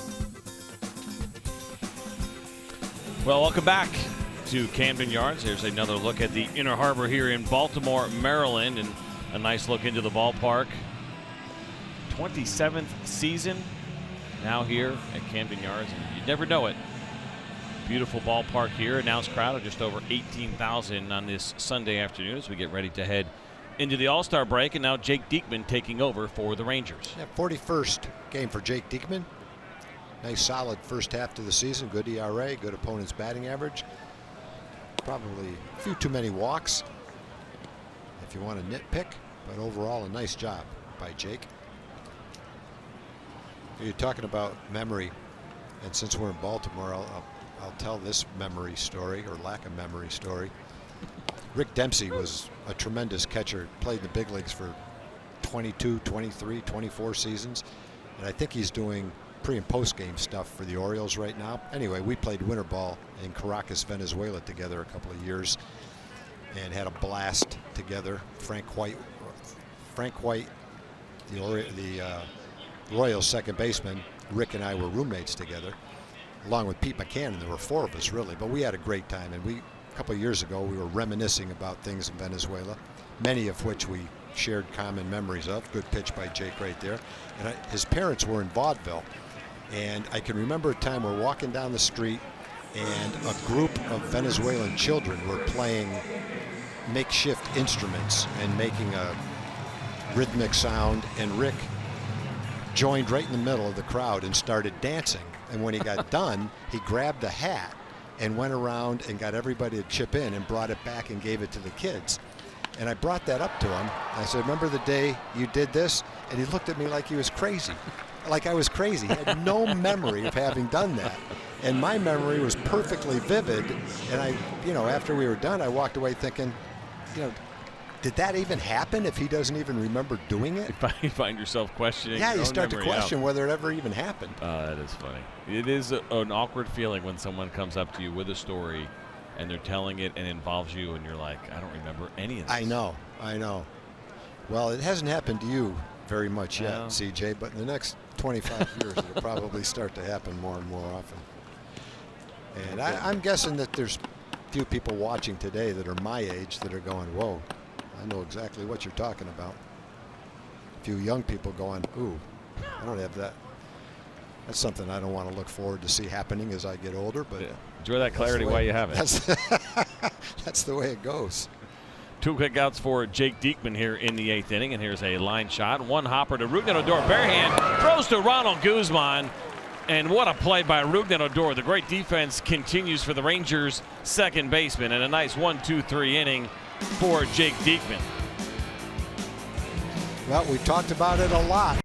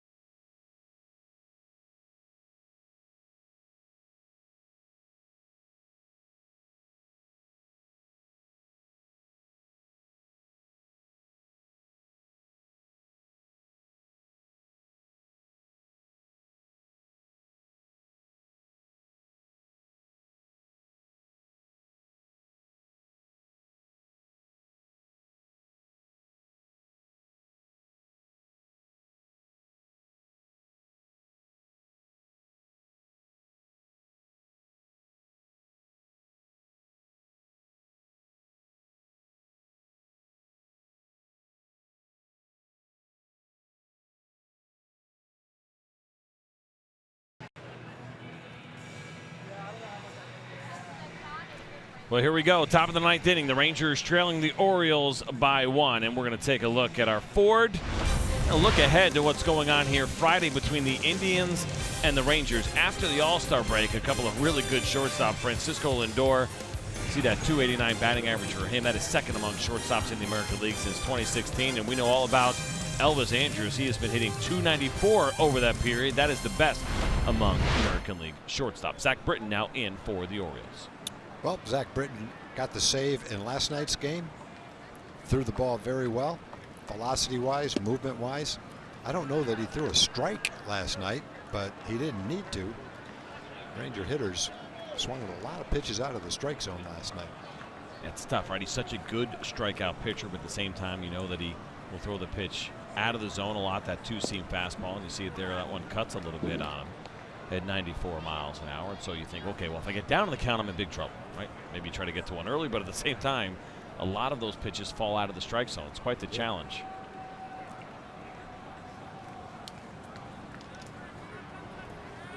And there's the 2-0, and there's a take from Connor Falefa, and you make Zach Britton bring it up in the zone a little bit. And what's cool about that is there's actually a number now that tracks that stuff. We have strike percentage, which is one thing, but they actually keep a number called zone percentage. Whether or not a guy swings at it or it's called a strike regardless, it's only the pitches that are in the strike zone. And this one is hit hard, but right to the shortstop, Tim Beckett, who makes a nice play. And Isaiah Kenneth-Falefa is retired. So for Zach Britton, he's at 38%. That sounds low, doesn't it? I mean, sure 38% of his pitches are in the strike zone. Like, well, that must be the worst. That would only put him like in the top 15. Craig Kimbrell, 37% of his pitches are actually in the strike zone. Wow. Obviously, you're talking about a couple of dominant relievers. A lot of high fastballs guys are swinging at, sliders down and out of the strike zone. Pretty amazing as Adrian Beltre now comes off the Texas Rangers bench to pinch hit. I mean, the easy thing, we sit here, I watch it, I'm like, oh, just don't swing. Well, it's easier said than done. Yeah. Yeah, that's pretty much what you would say after you see that. And against this guy, it's probably not a bad strategy to take at least a strike. It's hard to imagine a guy can make the ball sink like he can.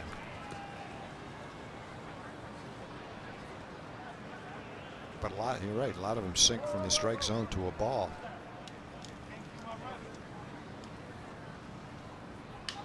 He leaves that one up, but Adrian Beltre hits a ground ball to back it a little bit easier to handle, and it is back-to-back ground outs to short, 2 quick outs for Zach Britton.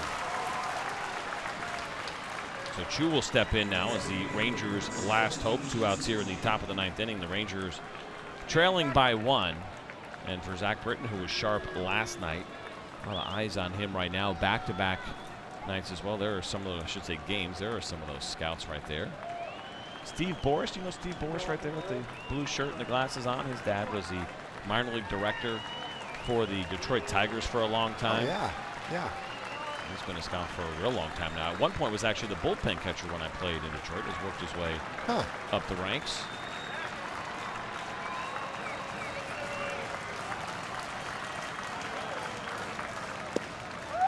There's the movement. I mean, that is nasty at 95 miles per hour.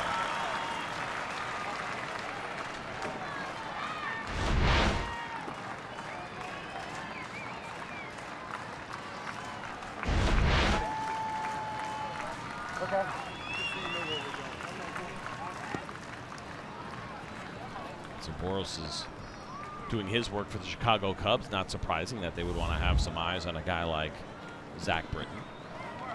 Contenders always looking to improve their bullpens.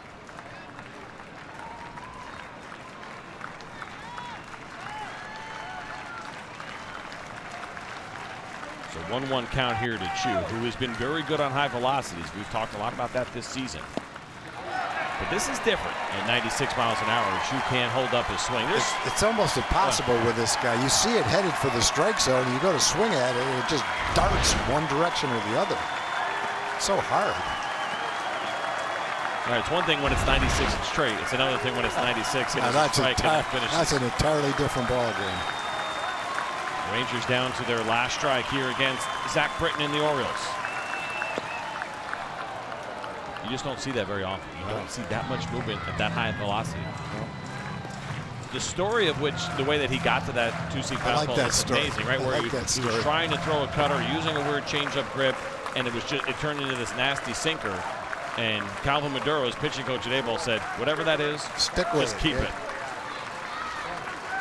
Yeah, Kevin Brown had a great sinker, starting pitcher. I don't know that his sinker was any better than this. And there's another one. That one out of the zone now. So 3-2 count to Chu, who will try to find a way to get on base here against Zach Britton.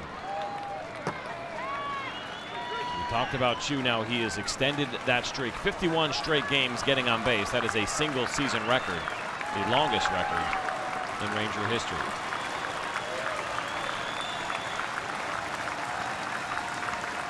Comes the 3-2, and this one is foul.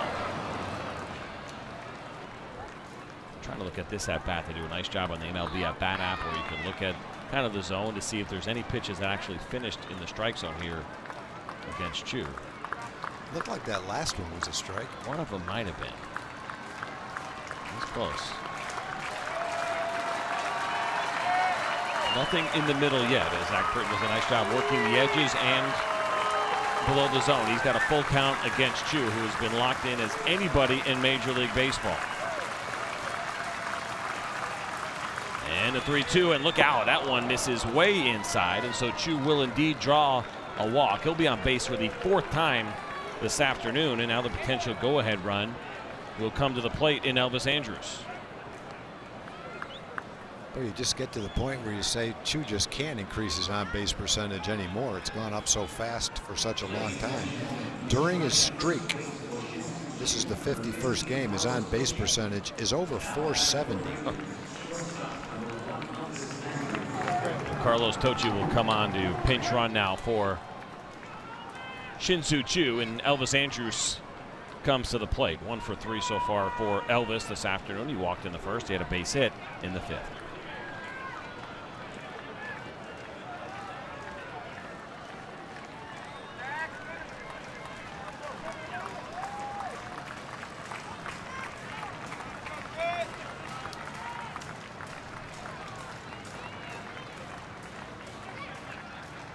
And here's the pitch from Britton, and that one misses down low.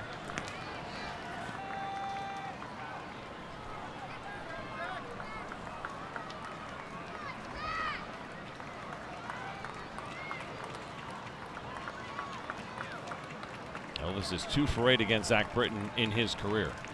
He's drawn a walk and he struck out once.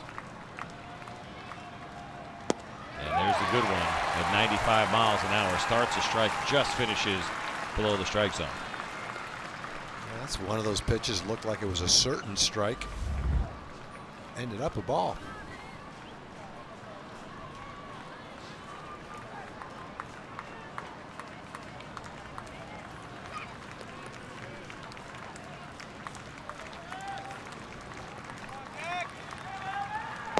And Elvis is able, no, he's not able to hold up. 97 miles per hour on that pitch.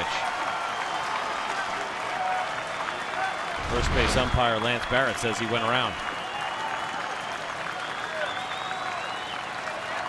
Yep. So once again, the Rangers are down to their final strike against Zach Britton and the Orioles.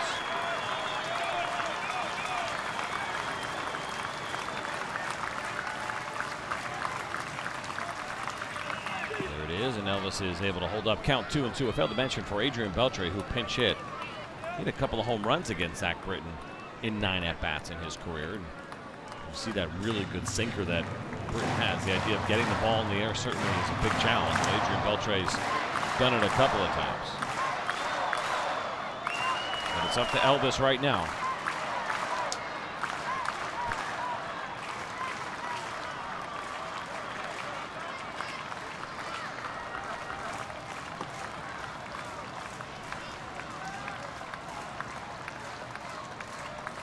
The 2-2 pitch is swung on and lined to right field, and that is going to be a fair ball into the corner. Tocci's around second. He's coming around third. He's going to try to score. The relay throw from Scope, and he is out. Carlos Tocci thrown out trying to score on the Elvis Andrus double, and this ball game is over.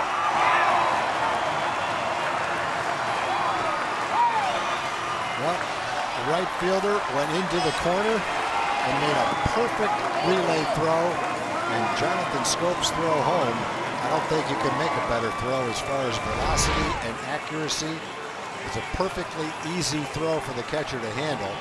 He's right in back of first base, so it was not a difficult throw. It's not deep down the right field line. So all it took was getting the ball accurately to Scope, and then he was able to do the rest, as well as Carlos runs. Didn't have a chance on that throw with those 2 good relay throws. So a perfectly executed relay to end this game after the Rangers are able to get a couple aboard against Zach